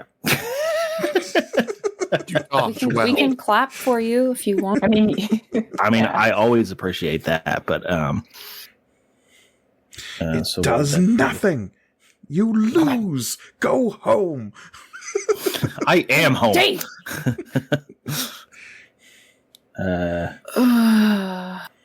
Man. But I got a 36. What's the DC we're looking for here? 18. Yeah, 21. 18. It's so high though. 24 It's like for me. Yeah. Sounds like everybody It actually got reflects. No, if you hang get that, on. it actually reflects damage. it. Okay, I'll tell you what. On a natural 20, if I look you, real cool. If you take full damage, Judah will take none. Ooh. I'll take that. That's pretty Okay. good. That's a good deal. I'll take that. Okay. Absolutely. You shield Judah with your body because you can react so fast. Absolutely. I will take that. Now, question, Mike, does being, I'm guessing because it's landing behind me, this parapet wall here This does isn't about nothing cover, damage. no. Okay, all right. There will be no cover left. There is no tower. This thing is like, this is effectively point blank range for a catapult. Yeah. Oh, yeah, that's true. I'm trying to see what I can do to increase. I'm just my imagining roll. an actual historical battle where someone used a catapult like that, and just everyone else being like, "What the fuck are you doing?" It's ruined, so it's fine. But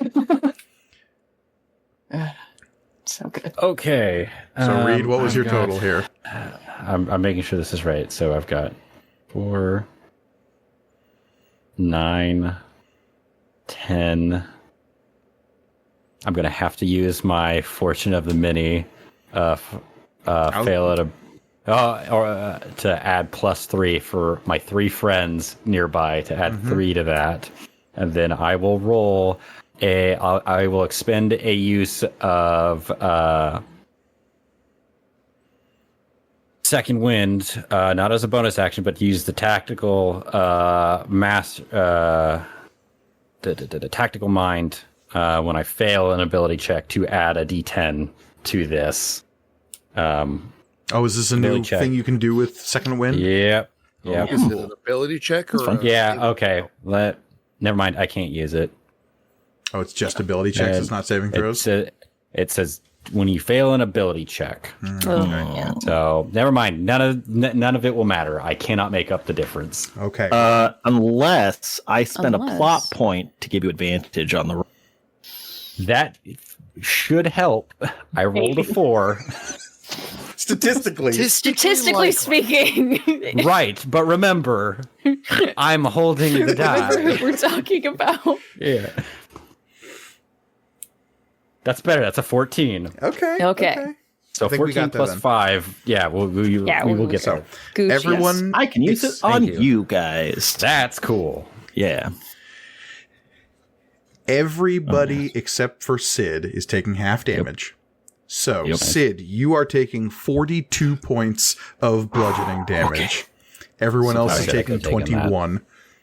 Oh, that's... How we looking, fam? Great. So you know, good. Now I have the nice number. Hit Hey, points. Hell yeah. Nice. Does the Inferno Master also take that damage? it's a great question. Yeah. So we do have homework, and we fucking aced it. Yeah. He had homework too. See, it's equal opportunity. I'm giving everybody. He's going to make the saving throw, but he is going to take some damage. Yeah. That's probably best. And that makes him look bloodied. Oh. Nice. Fascinating. And he stares down the wall at this guy like, what the fuck? What are you doing? Bruh. This is why you got demoted. I'm assuming I should make a concentration check on hypnotic you pattern. should. God damn. Does it continue? You wondering about the efficacy of that? I mean, it is a concentration spell, Yeah, Yeah. you're right. Yeah. so it makes So- sense. The DC for this is going to be 10. Because that's 10. Okay, that's nice. And you have your D4 to it. Closer. Add a D4, and I have Warcaster, so I have advantage. Nice.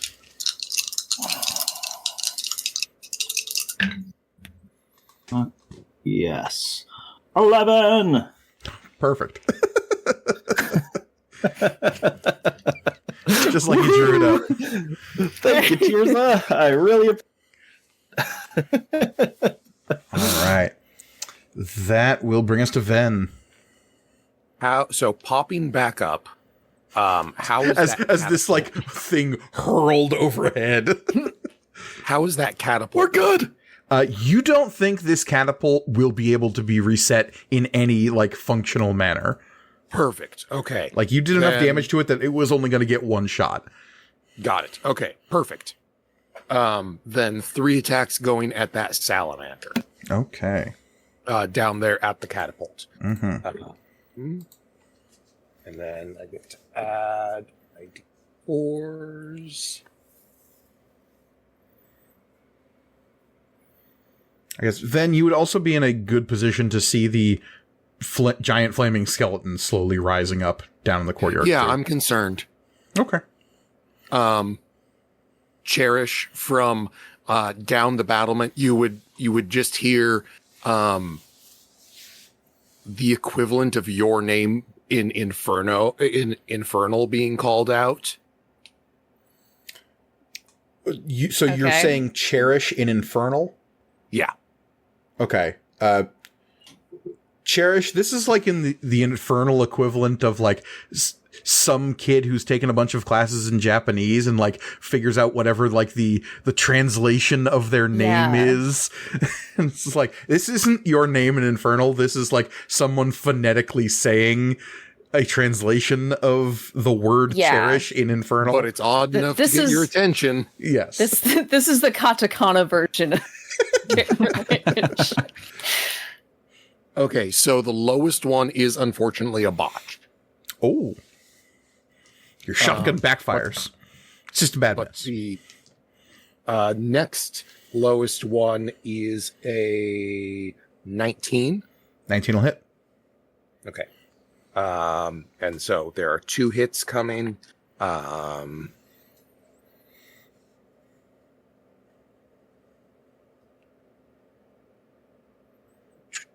So that is 8 damage with 1 and 10 or 5 force damage and 5 bludgeoning damage with the other.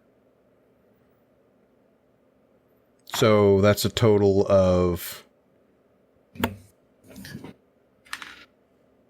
Is that, 19. Okay. does that include agonizing blast? Yeah. Okay. All right. Is that all you're doing? And then I do not like my proximity to the flaming skeleton. Huh. So I'm going to go... Please. Giant flaming skeleton. Giant flaming skeleton. Yes. You worked hard Giant for that title. flaming skeleton. So if I went 10 feet towards the other battlement and then 30 feet down, I would be on ground. You would be at ground level, but it is like sheer cliff face off Oh, that there side is of the no wall. ground directly there. Nope. Okay, cool. If you look over the wall here, you're looking straight down into the ocean of fire. Got it. Don't want to go that way. Looking Could at be my nice. options and where I can get right now, I'm just ducking back down behind cover. Okay. Cool and good. That will bring us to Cherish. Okay. So. Oh, so the salamander. Oh, the other giant skeleton didn't move because it was after me. Yep.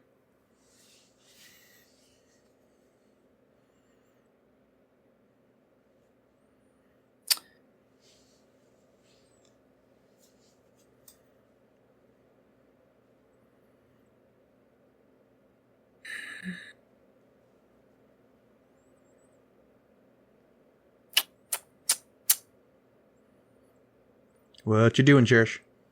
I'm going to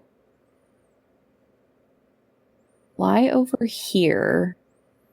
So you're flying westward towards the thinner part of the wall near the big dust cloud?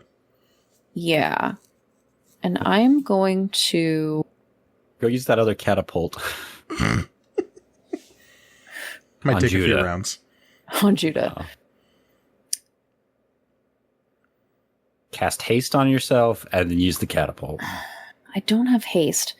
I'm Oh. going to hold my action Okay.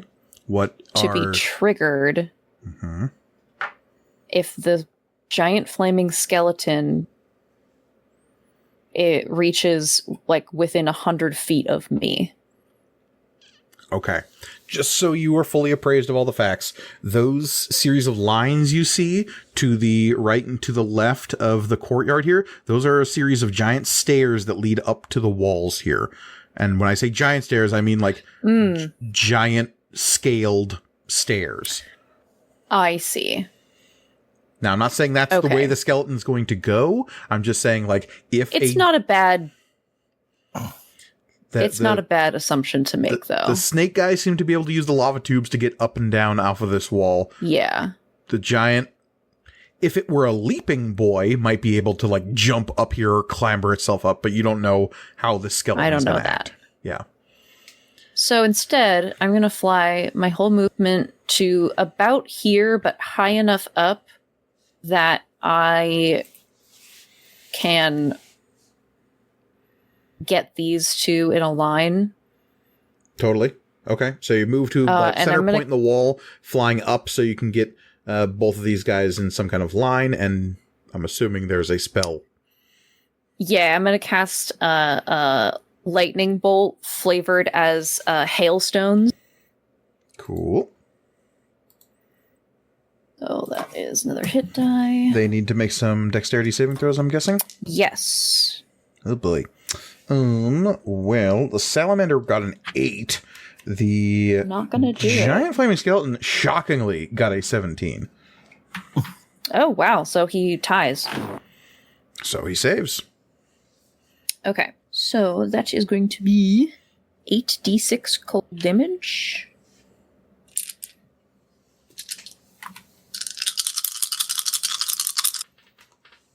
Oh, wait. I have 8d6. I can just roll these all at once.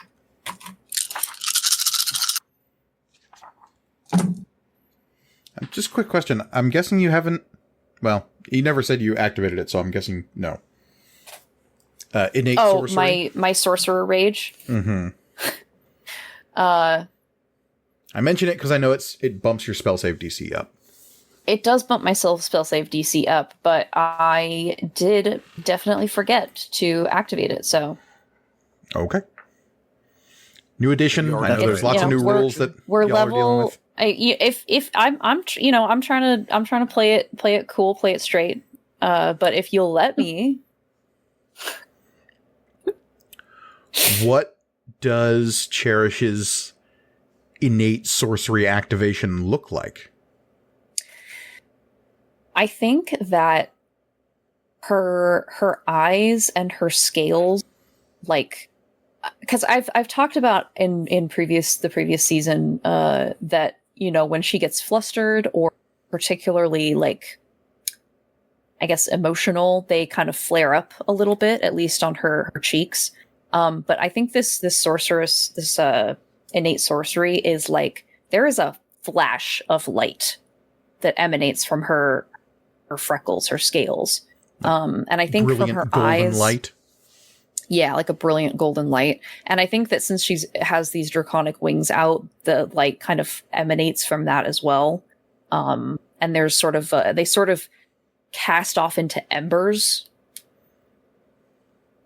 Totally. Yeah. And that makes my spell save DC 18, so the skeleton did not make it. There we go. It's a bonus action. You could have done it before you cast the spell. Yeah, exactly. And then my elemental thing is a reaction, so... Okie dokie. So, it's 5, 10, 15, 20... No. 5, 10, 15... No. Wait. Yes. 20. 5, 10, 15, 20... 27 cold damage. 27 cold damage. Yeah. The giant skeleton is immediately extinguished. It begins to break apart yet again. These things seem to be like they could probably hit like a truck, but they don't have a ton of hit points. And there is always the possibility that they could be reignited. The salamander is looking real hurt. It is gone from 0 to bloodied really quick. Okay. Nice. Okay. Tirza, give me a perception check. With advantage. Ooh. That is nice. That is 25. 24. 24. As this like bright beacon of light erupts from Cherish, you, because of your innate gifts, see a thread of connection like get plucked like a bass string, just boom, and like erupts into existence. No one else sees this. It's invisible to everybody else, but you see it. And there is this just like chorus that erupts from this tether. You don't know where that string of connection is going, but it's strong and vibrant and like exploding with power. Interesting.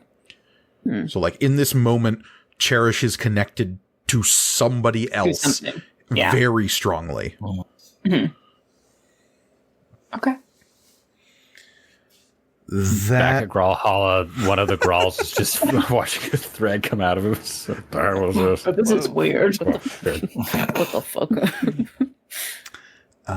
Flaming Skeleton never even got a chance. Nope. That'll bring us to Sid. The battlement walls on the outside, how tall are those? On the outside, it's 150 feet straight down to a flaming ocean. What I mean is there's a ledge that we can look over. Yeah. How tall is that ledge? Like 5, Say 6 like feet. 5 It's like feet. it like comes up to your head. For a giant, it would be like waist height. I only ask because if I were to, say, push this individual backwards a certain number of feet, would they be stopped by the ledge? This particular salamander, the Inferno Master, is also big enough that he like is to scale almost with the battlements here. So pushing him over is more about like table topping him, like a kid getting behind another kid and pushing him over. So it's totally possible he might get a dexterity saving throw to last minute save himself. That's fair. ice boxing, the good old days. Yeah. I am going to attack with my rapier. Surprise, surprise. Let me just take a look here. We're definitely not surrounding him, so this is not an advantage state, but that's all right. Unless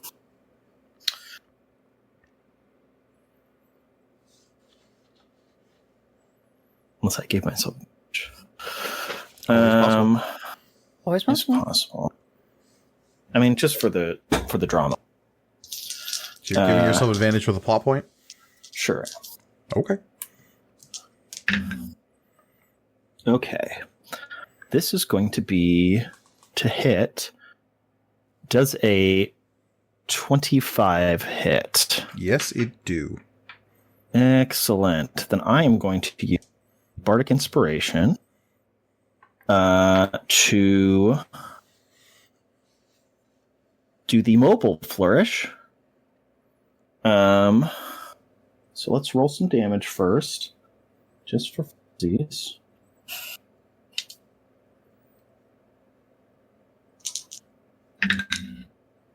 It's going to be 10 plus.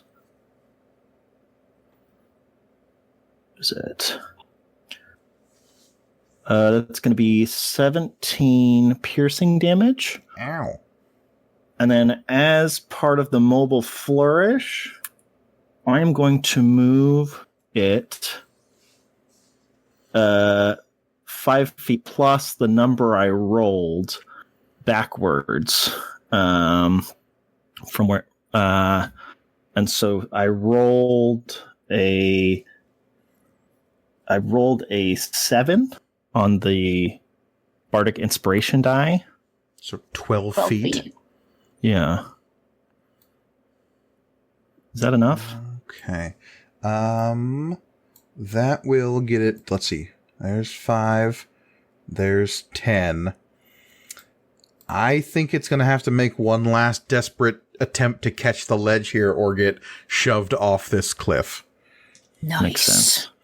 Makes sense. This is a straight roll. I don't think it has advantage or disadvantage or anything. Well, he is dangling off of this ledge. That is an 18. He made the save? He made the save. Well, Silvery Barbs says otherwise. Okay. Rolling with disadvantage now. Yeah. That is still a dirty 20. 12 plus 8. Oh. Okay. Dexterity save is very good. It's very good. I guess then, since I have another attack, which I forgot the last round, so I did only attack once. So used to being a rogue. What's that? Oh yeah, and I'm going to give myself advantage. From Silvery Barbs. Yeah. I'm going to hop up, and I'm going to say, well, we could have done this the easy way, but as it always goes. And then I'm going to drive my rapier into its hand, holding onto the edge. You definitely have advantage on this attack. Yeah, for sure. I'm just, for the listeners, Michael Listman and I have known each other for literal decades, and literal decades of playing Super Smash Brothers with this man is giving me spiking flashbacks like you would not believe right now. And actually, that was verbatim what he would say to you. We could have done this the easy way, but as it goes. That's how it goes. Look, he's gonna have fun with this thing. Yeah. We're going to have fun with this thing. Okay, so I got a 20. That will hit. Excellent. Yay. Just how's it doing there? I mean, do you have anything else to say in regards to being able to push this guy some more? Sure. I'm just double checking to see how many flourishes I can do. I think you can use them for every attack. So long as you've got the dice to do it with. I sure do, because I get Bardic Inspiration back on a short rest. So College of Swords is fucking... It's really good. Yeah. So yeah, we're going to do another mobile And like I said, I've firmly established it is a sheer drop. It sure is. Straight down. One Piece gif of Luffy just pushing. So that's going to be... Sorry. I'm so sorry. You can only use one Blade Flourish option per turn. That was my bad. Okay. Gotcha. That's all right. We did do the damage. So that was the 8. So I'll take away the, flurry die. But since I have advantage, I do get sneak attack. It's not going to make much of a difference. But you have levels in Rogue too? I've got a level in Rogue. Okay. You've got some tricky tricksters in this party. When we were having our session 0, I was like, anyone throwing any curveballs at me? And you're like, no, I think I'm just going full straight all these classes. Okay. I mean, is it a curveball because he was a rogue before? Yeah. Same with Reed as a warlock. So it's actually going to be it's going to be 8 plus 5. That's going to be 13. Oh, so that's it's still 8 plus 5 is 13 plus the 7. So yeah, that's going to be, what was that, 19 damage? Mm-hmm. 20. 13 plus 7 is 20, so. Oh, well, okay. I'll take it. He is going to have to now make a athletics check to try to hold on, and he's doing this with disadvantage. Great. So, his first roll was a 24. His second roll was a 10. This guy, his hands get stabbed. He lets go with a scream and Ignan and goes plunging 150 feet straight backwards into the ocean of fire. Now, you're not sure if the fall or the fire will actually kill this guy, but he's not getting back up here anytime soon. Certainly not. Although, does he hit against any of the cliff at all? Let's find out. Because hitting the cliff should kill him. Yeah. No, halfway down, he turns it into like a fairly graceful, like serpentine, like swizzle. This is like an interesting question about the physics of an ocean of fire. Like, do you get the ocean effect where dropping 150 feet would be like hitting a flat surface? Or does it still just behave like a plasma? I guess the question is, does Sid stick around to watch? Yeah. Oh, yeah. Okay. You see this thing hit the ocean and just disappear into the fire. So it doesn't like hit and then sink. It just whoop, straight through. Sure that won't come back to bite me in the ass. All right, mission accomplished. Now it's a question of if it can swim through fire. It's a salamander. Well, but I it's was like, just yeah, fire. good job, Sid. You pushed it down into the ocean of fire where our ship is. But Now, like, just to once be again, clear, it's just not like fire. literal like energy exchanging fire. It is quatra. It is this weird elemental stuff. Yeah. That will bring us to Inferno Master, who is in an ocean of fire. That will bring us to Judah, who is making some death saving throws. I used all the bonus action. I'm going to do healing word. Okay, Judah comes back. Needs to make a wisdom saving throw. Natural 20. Okay. He pops back and like just tightens one of the chains around his arms and like grits his teeth and like stands back up and is looking around wide-eyed, having been dropped twice. That will bring us to Grawl. I guess the only thing I can do from this range would be, let's see here, 5, 10, 30. I can get here. And this chunk in the center here, right next to me, is this a gap like going downward, or is this like a wall? That is basically like, cliff face going down into the courtyard. Got it. Okay. There's a slight slope down, but for the most part, it's just a vertical 30-foot drop. I can move him. I can move Grosso 15 feet. So he's hanging out with me now. Not that he wasn't. But there's also those lava tube things that lead down to the courtyard that, for all of y'all, act basically like slides if you want to go down them. In that case, I'm a power slide down that shit. Hell yeah. Whoop! You just pop right out. You're fine. Okay, great, cool. You do still have fly on, by the way. Also that. Oh, I forgot about the fly. Your movement I speed think if the is slide actually 60. got you down there quicker, then Yeah. Put me back here. Doesn't matter. It doesn't matter because range-wise, just going to cast some Eldritch Blasts at this fool down here. Okay. Yep. All right. Three of them. Come. The non-hypnotized salamander who's still in the courtyard will take some Eldritch Blasts.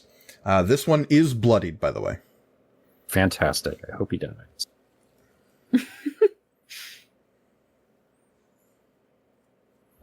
Okay. You said we're looking for a 15 to hit? Yes.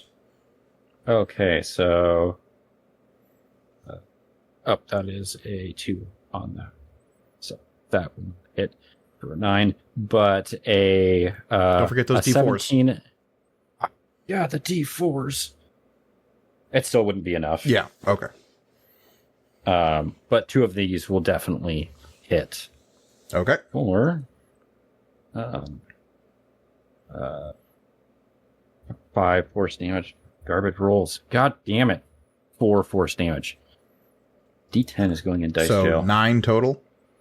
9 total. All right. Looking hurt. What a fart. Yep. And then yep, that's what's gonna happen. All right. Tirza, over to you. Then on deck after the salamanders, what few remain.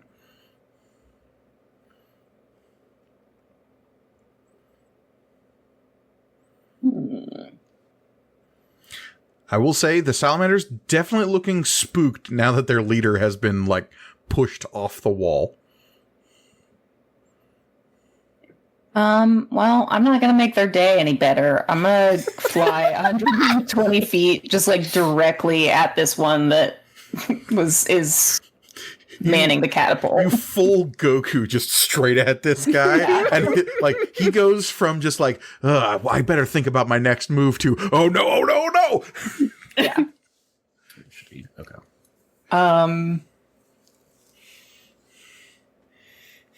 Actually, I'm gonna cast Shield of Faith on myself. Okay, bonus action, Shield of Faith. Oh, and I am going to. There's the 2024 is really specific about donning and doffing and drawing weapons and stuff. So I'm actually also going to put away my quarterstaff. So as part of your movement? Yep. Mm-hmm. Check. Got it. That will bring us to salamanders. I'm gonna start making some morale rolls for these salamanders. Let's see how they're feeling about the fight. The one at the top of the wall that you just charged, Tirza, is gonna like wide-eyed turn and just straight up swan dive off the edge. He's just like straight off the cliff. Does not want any of this heat. Literally. Into the quadra from 100 and...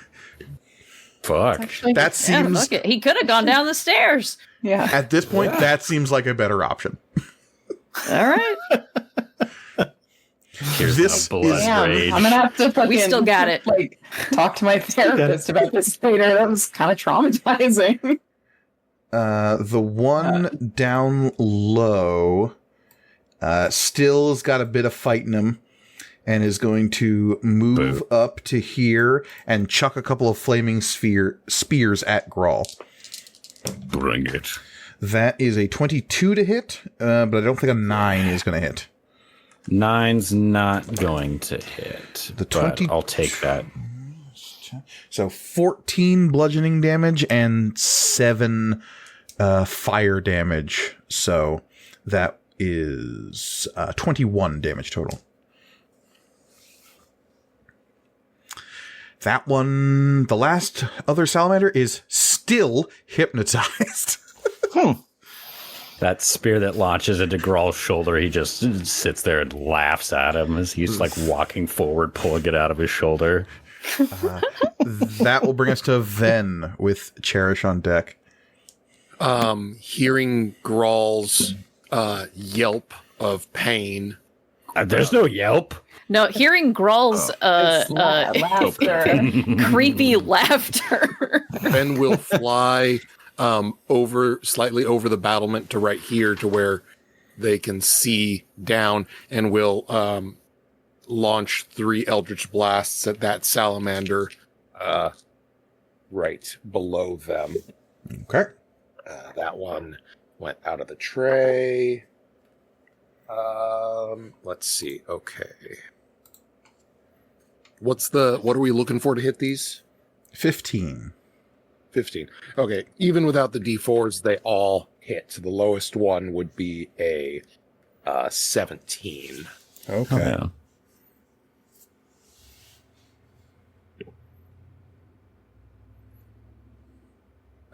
Okay, so that is 11 force damage, 10 force damage, 7 force damage, and 5 bludgeoning damage.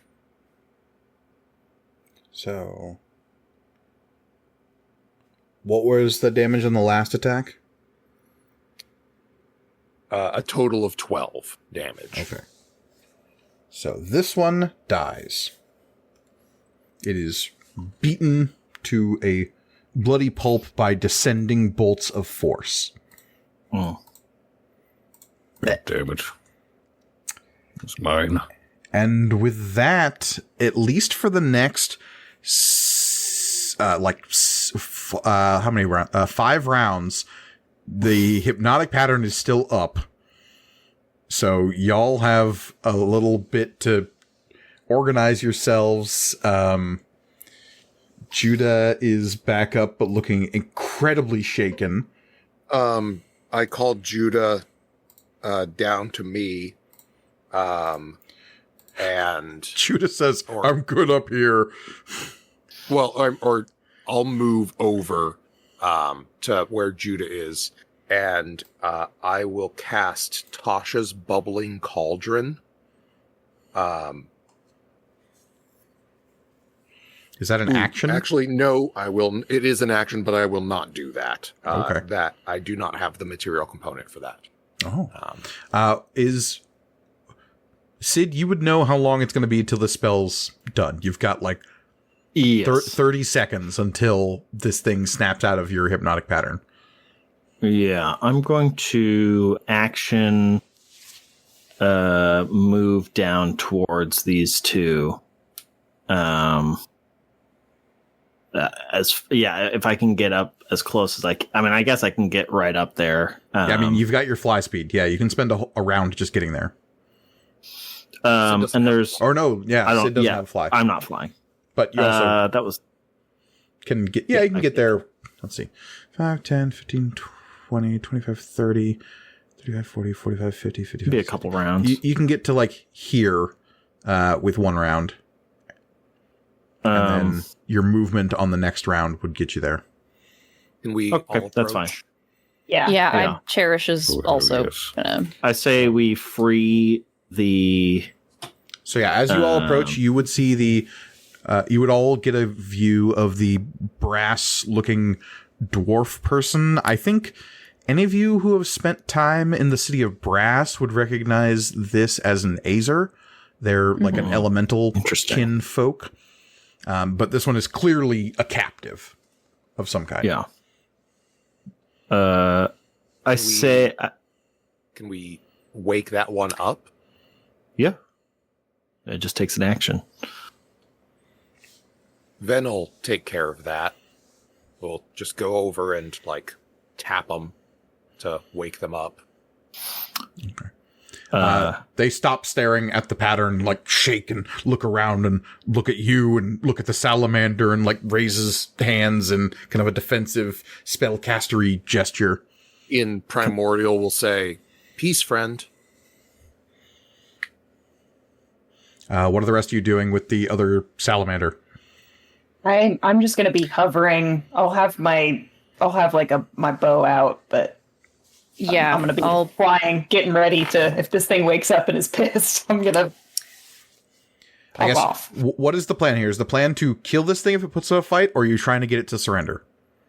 I was gonna. to Cherish was surrender. gonna try to get it to surrender, or Cherish will. When it wakes up, I have a thing. Okay. You have a I wanna thing? Okay, so I don't have to, because I also have a thing. I guess I'm going to need a intimidation check led by one of you, but since everyone's helping, you'll have advantage. Okay.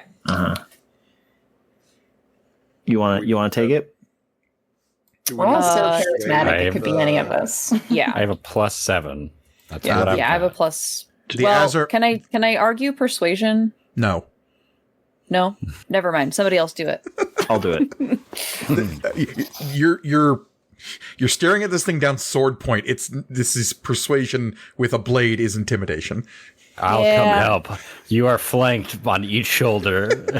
by 2 girls. Yeah, Tears is hovering behind, bow out. Well, I just don't. Yeah. You have been measured. So, or Sid, yeah, you're doing it. Yeah. So as hypnotic pattern is about to drop, I cast tongues on myself to make sure it understands what I am about to say. It comes out of its stupor, completely surrounded by us, blades drawn. Absolutely Loki at the end of Avengers. Yep. Your friends are either dead or have fled. Your captive has been freed, and your treasure is ours. What you do next will determine whether or not you leave from this battlefield alive. do you submit? And I'll Sit. Give me that intimidation roll with advantage.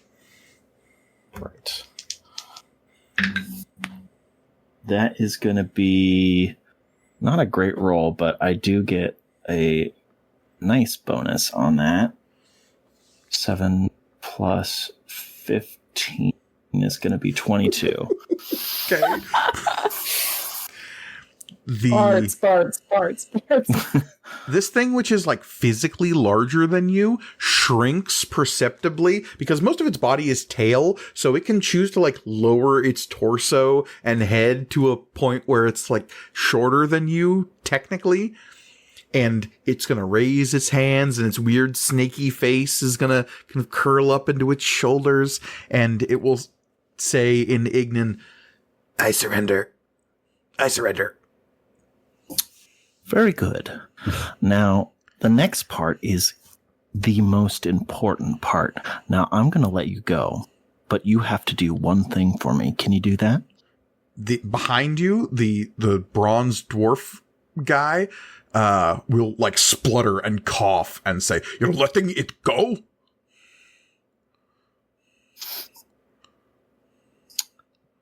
I kind of give it a look. Tell everyone you meet that you were defeated by Sidian Emberlight. Ven is the only one to understand what's being said here. No, so tongues is actually Sidian is speaking common, but it can understand. Okay. So no, we that's fine. all get to see this. Yeah. Everyone can understand Sid. Yeah. Yeah.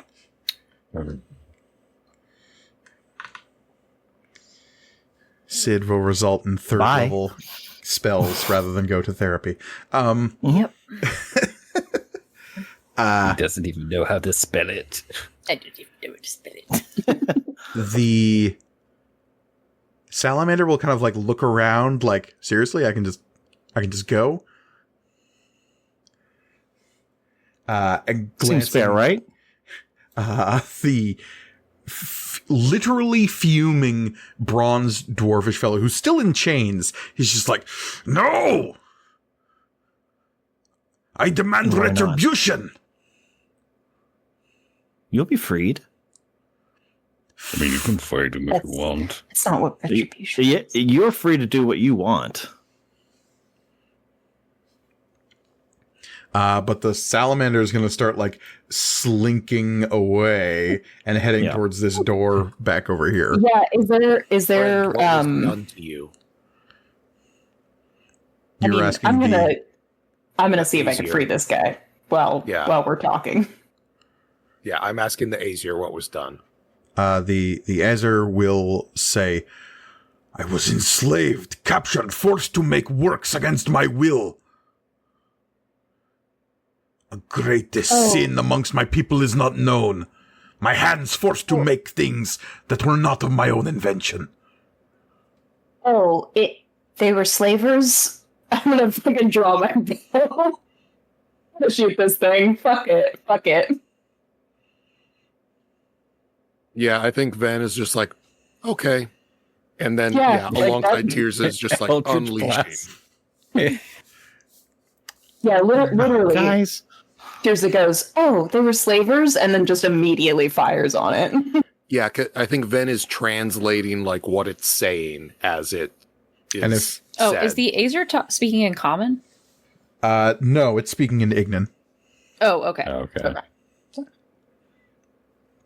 But like it's holding up its chains emphatically and pointing at this Yeah. thing. And so I'm not even going to bother re-rolling combat. Like if y'all just unload against this thing, it's back against the wall. You basically go full firing squad on this guy. Yeah. And Sid, your unfortunate envoy to the outside world is no more. oh well. At least there's some survivors, I suppose. They can tell a tale, even if they don't know me. They'll know me. Sam just shouts like some people. This was Sid. This was City Everlight. Run back to the edge. back to the just. By the way, if any of you are still alive, City and Amberlight. You gotta tell them before you defeat them, so that this doesn't happen. Rookie mistake. Yeah, well, Happens to the best of us. I apologize, friend. Some of the others escaped. The Azure man will like stare at the just blast-ridden corpse that is up against the wall here and let out a little like sneer and spit, and you see that his spit comes out as this hot like molten mercury that strikes the stone and sizzles. And he will say, as he like surveys the carnage all around you, they will not survive long with less numbers. The royal is not kind to those who travel alone. Indeed. What's your name? Is anyone moving to free him of his chains? I will. Yeah. Give me a persuasion check with advantage, Cherish. Okay. Secretly a dragon. I knew. No, freeing him of his that's a bondage gives you baby. advantage. yeah, that'll do it. You got a natural 20. What's the total on that then? Yes. So the total is going to be 29. 29. He, like, once the chains are off him, he stands a little straighter. This guy is, like I said, dwarf in basic shape, like broad and kind of squat, maybe a little under 5 feet tall, but skin of, like, molten bronze with, like, shiny patches of what look like brass that are like burnished into green veins in the like ripples around his muscles. His face is just this hovering mask in this mane of fire around his head. And he's wearing this like girdle around his belly and waist that is full of like workman's tools pouches without the tools themselves. But the tools workman's tools you can see are scattered near the boat and near the weird forge apparatus here. And he will say, "My name is Cadmus, Forge Master of Drogholt." You need a ride? You have done me an incredible service this day.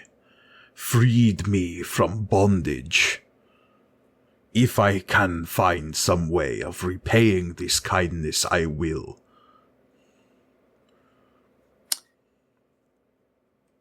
And if you indeed offer me safe passage back to my home, then my debt is doubled. So where did he say he was? So he's from the. Let's Stronghold. go Stronghold, to yes. our old friend, Stronghold. the map, huh? The map. Bring everyone to the map. Map time. Maps. Let's all go to the map. Let's all go to the map. Let's all go to the map. Why don't we go to the map? Hey, there's the map. And if we zoom in over on the Obsidian Plateau, we can see that in the northwest corner of the Obsidian Plateau is a stronghold called Drogholt. Probably not it. Is a little out of your way. A little. Yeah. Yeah, a little. Because we can see the marker where your ship is over down Yes. here, just south of the city of Brass. And vaguely what you would know about Drogholt is that it is yet another location where like refugees from the collapse kind of congregated, specifically refugees from Ysgard and a lot of like crafting, dwarvish, kind of Nordic vibes. You also have a strong contingent of any culture that worships something called a Helgoner, which are like ancestor priests.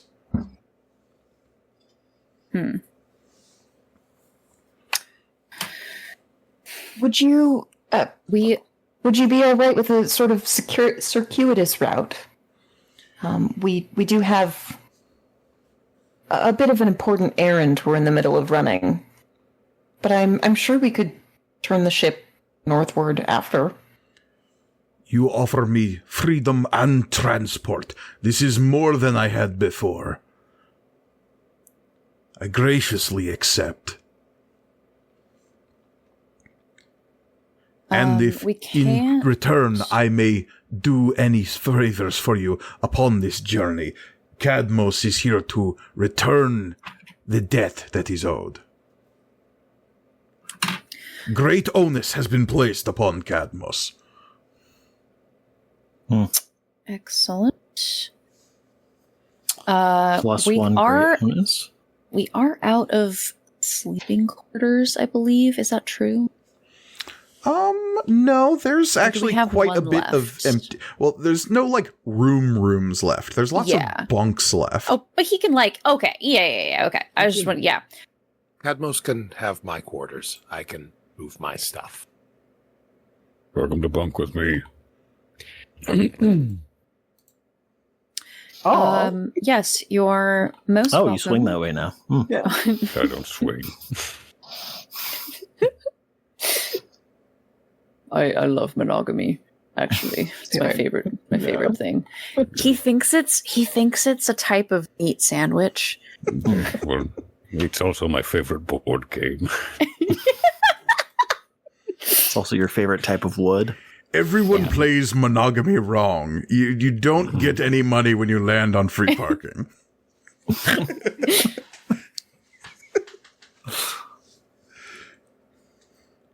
Yes, we're trying to get a monogamy table in Growhall.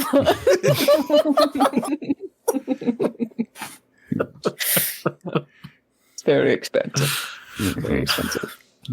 Spare no expense, yeah. So you have picked up a new ally. On top of that, as you appraise the situation in the courtyard here, you find that there is a gold-ass boat here. Cadmos would explain to you that he was apparently kidnapped while prospecting for ore in the interior of the Obsidian Plateau. Most of the rest of his group was murdered by this band of salamanders, but he was taken captive because of his skill, specifically with mithril. And this is what you find here is the remains of his expedition's take, which he gratefully offers to the rest of you as payment, as well as everything that the salamanders managed to loot from this particular fortress. What they were trying to do is get him to make them a royal craft out of this golden boat, which is bad for so many ideas. So many reasons. Yeah. And Cadmos would go into very specific detail about just this is absolutely the wrong material to make a royal craft out of. They were trying to make me do the impossible and do something really stupid, which are great sins among my people. Oh, so it was an Iron Man situation. I get it. Did you have a plan of escape? Cadmos would have told them that the boat was done, and they would have died when they tried to sail it. Yeah.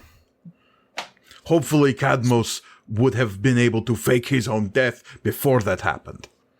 Mm-hmm. My hopes were not high. No, that makes sense. So, this is the take you get from this particular wealth encounter. Ooh, prep that spreadsheet. You get one gilded funeral barge worth 7,500 gold. You get... And this includes all the treasure that was looted from this fortress by the salamanders that was just collected here. Mm-hmm. Sorry, how much is the boat worth? 7,500. Whoo-wee. And it's not a big boat. You could fit this boat in your boat. Excellent. Like I said, it's actually technically a funeral barge once you inspect it. Yeah. It's meant to have a person on it. How the salamanders expected to... No, this one does not fold. It's made of gold. Gold doesn't fold. Useless. Gold doesn't fold. That's right there in the name. It's a malleable metal. We heat it up enough. We Yeah. I was going to say, hold on, let me do Dragon's Breath really quick, and then we'll split. You find one Hellfire Ruby, which is a ruby gemstone infused with crimson hellfire. That is worth 5,000 gold. Jesus. You find Also a chimes up. Calls dibs. you find a cache of 50 bloodstones, which altogether are worth 2,500. You find a cache of 10 sea blue sapphires that are worth 10k altogether. You find 2 golden circlets set with gemstones of aquamarine that together are worth 5,000. And you find the remnants of Cadmos's mining supplies, which is 20 mithril bars Oh my god. that altogether are worth 10,000. Does he No, want no. those? He's willing to give them to you as this hey, you saved my life and you're willing to take me home. You can have these. And any of you who had spent time on Royal Craft would know this stuff is super valuable when it comes to upgrading Royal Crafts. Yeah. Mhm. And how much did you say the mithril bars were worth? All 10,000. 20 of them together are worth 10,000. The last thing you find is something unexpected, and that is a cask, what looks like a kind of a growler or a jug, that appears totally out of place here because it is very clearly created using Mechanus temporal technology. There are, along the curvature of the outside of the jug, there are 2 gears, both slightly bent to fit the curvature of the outside. One is moving clockwise, one is moving counterclockwise. Interesting. You don't know what the deal is with this. I'll figure it out.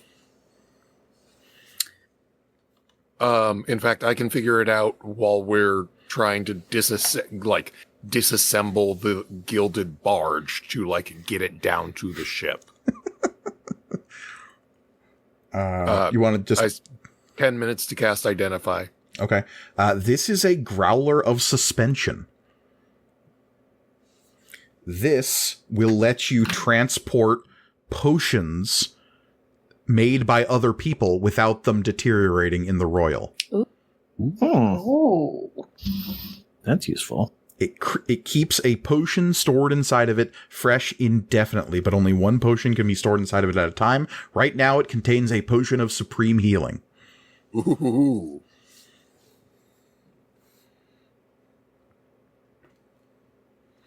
Which, for those of you who are holding on to this, it heals somebody for 10d4 plus 20. Nice. So yes, normally when you make magic items, if they're outside the proximity of the person who made them, this includes potions, for any length of time in the Royal, they will lose their magical properties. But this... Turn into Gogurt. This, They turn into because of Gogurt, yeah. the Mechanus technology used in this, stops that from happening. And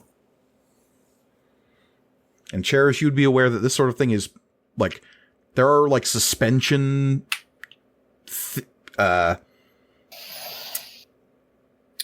pieces of suspension tech can be used to transport magical items without them deteriorating. It's just once you take the magical item out of that, case, it immediately begins to deteriorate.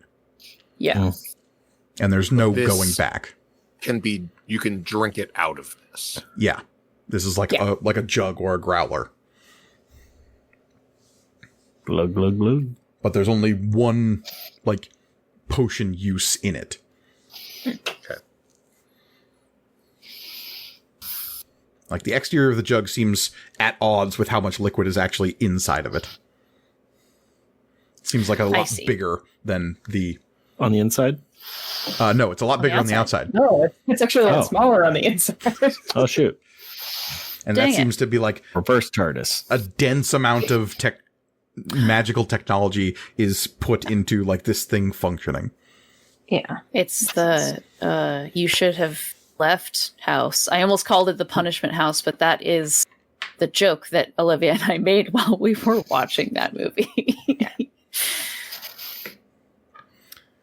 So congratulations, you have plundered your first wealth encounter. Yay! Way to go, guys. You have now roughly 40,000 gold worth of stuff. I love that so much.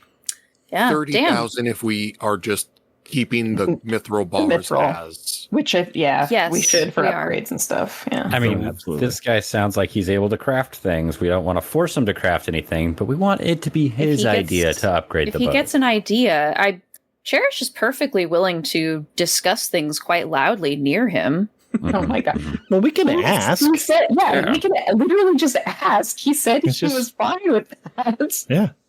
It's just being Yeah. forced to make things against his will is like really offensive to him. Yeah. Now, that being said, yes, Cadmos, the Forge Master of Drogholt, has joined your Royalcraft crew for the time being. Add him to the list of folks you can interact with during your social downtime checks if you would like to. Can you spell his name? So I that would love to. I can write it down. Or no, Kadmos. Cadmos. Oh, Okay, I that's got what I it. thought. Cadmos. And he said he's the master, He is Forge a- Master of Drogholt. Forge Master. Okay. Damn. You're not sure if he's the Forge Master or a Forge Master. You're not quite sure how A that Forge works. Master. Okay. Yeah.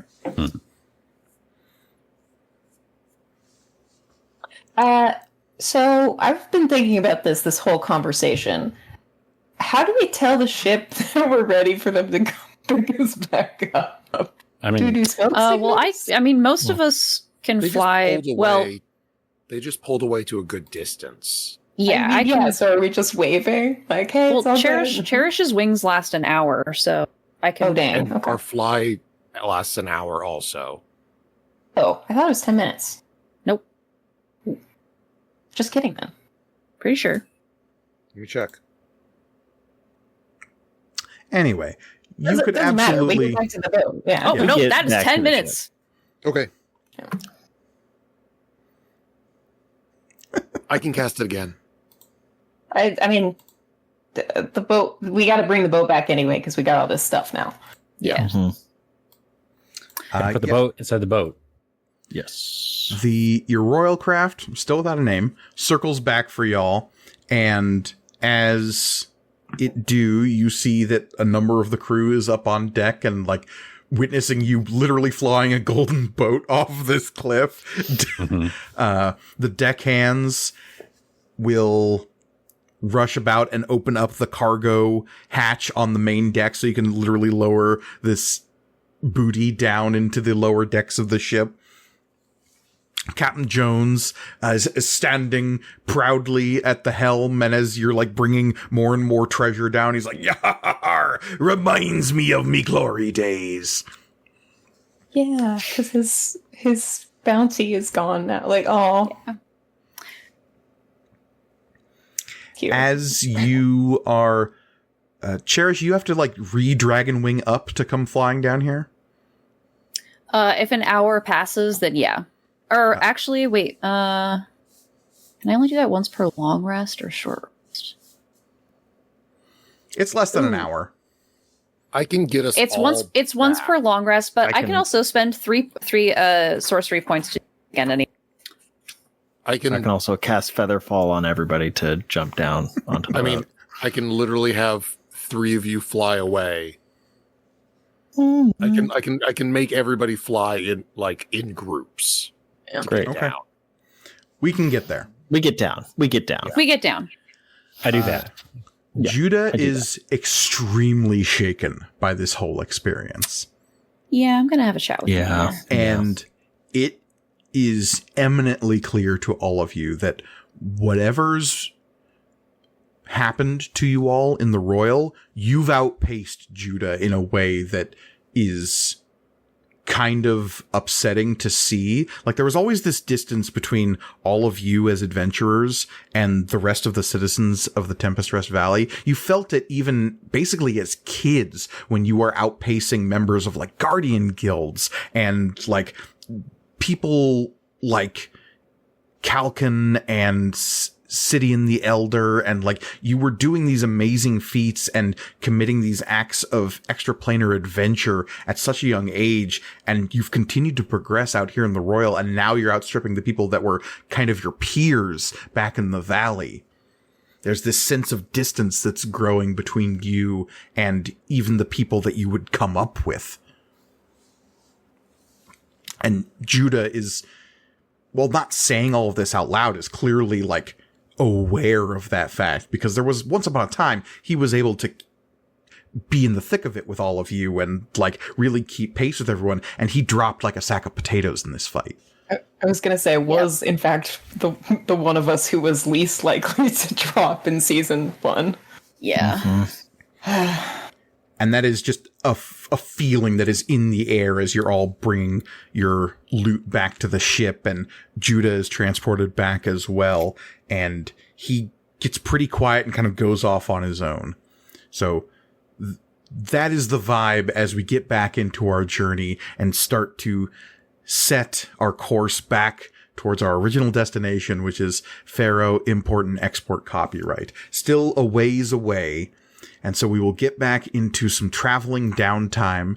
But I think for now, that first successful claiming of booty will mark the end of this particular session. So Yay. I think, Yay. congratulations, y'all. And to our listeners, we will catch you next time. Because as always, you can find more material components in every show on the Punch Up Entertainment Network over on our YouTube channel. That's youtube.com/@punchupentertainment. While you're there, make sure to check out our exclusive one-shots and mini-campaigns like the fantasy renaissance adventure, The Shadow Kingdom. Give us a like, a comment, or a subscribe. It really helps out. And if you want even more ways of helping us do what we do, please consider going over to our Patreon page. That's patreon.com/punchupent. That's punchupent. Becoming a patron unlocks all sorts of older Punch Up shows and gives you access to our Discord, where the stalwart adventurers and myself hang out online. Thank you all so much for listening. And as always, the world is chaos, so please be kind to each other.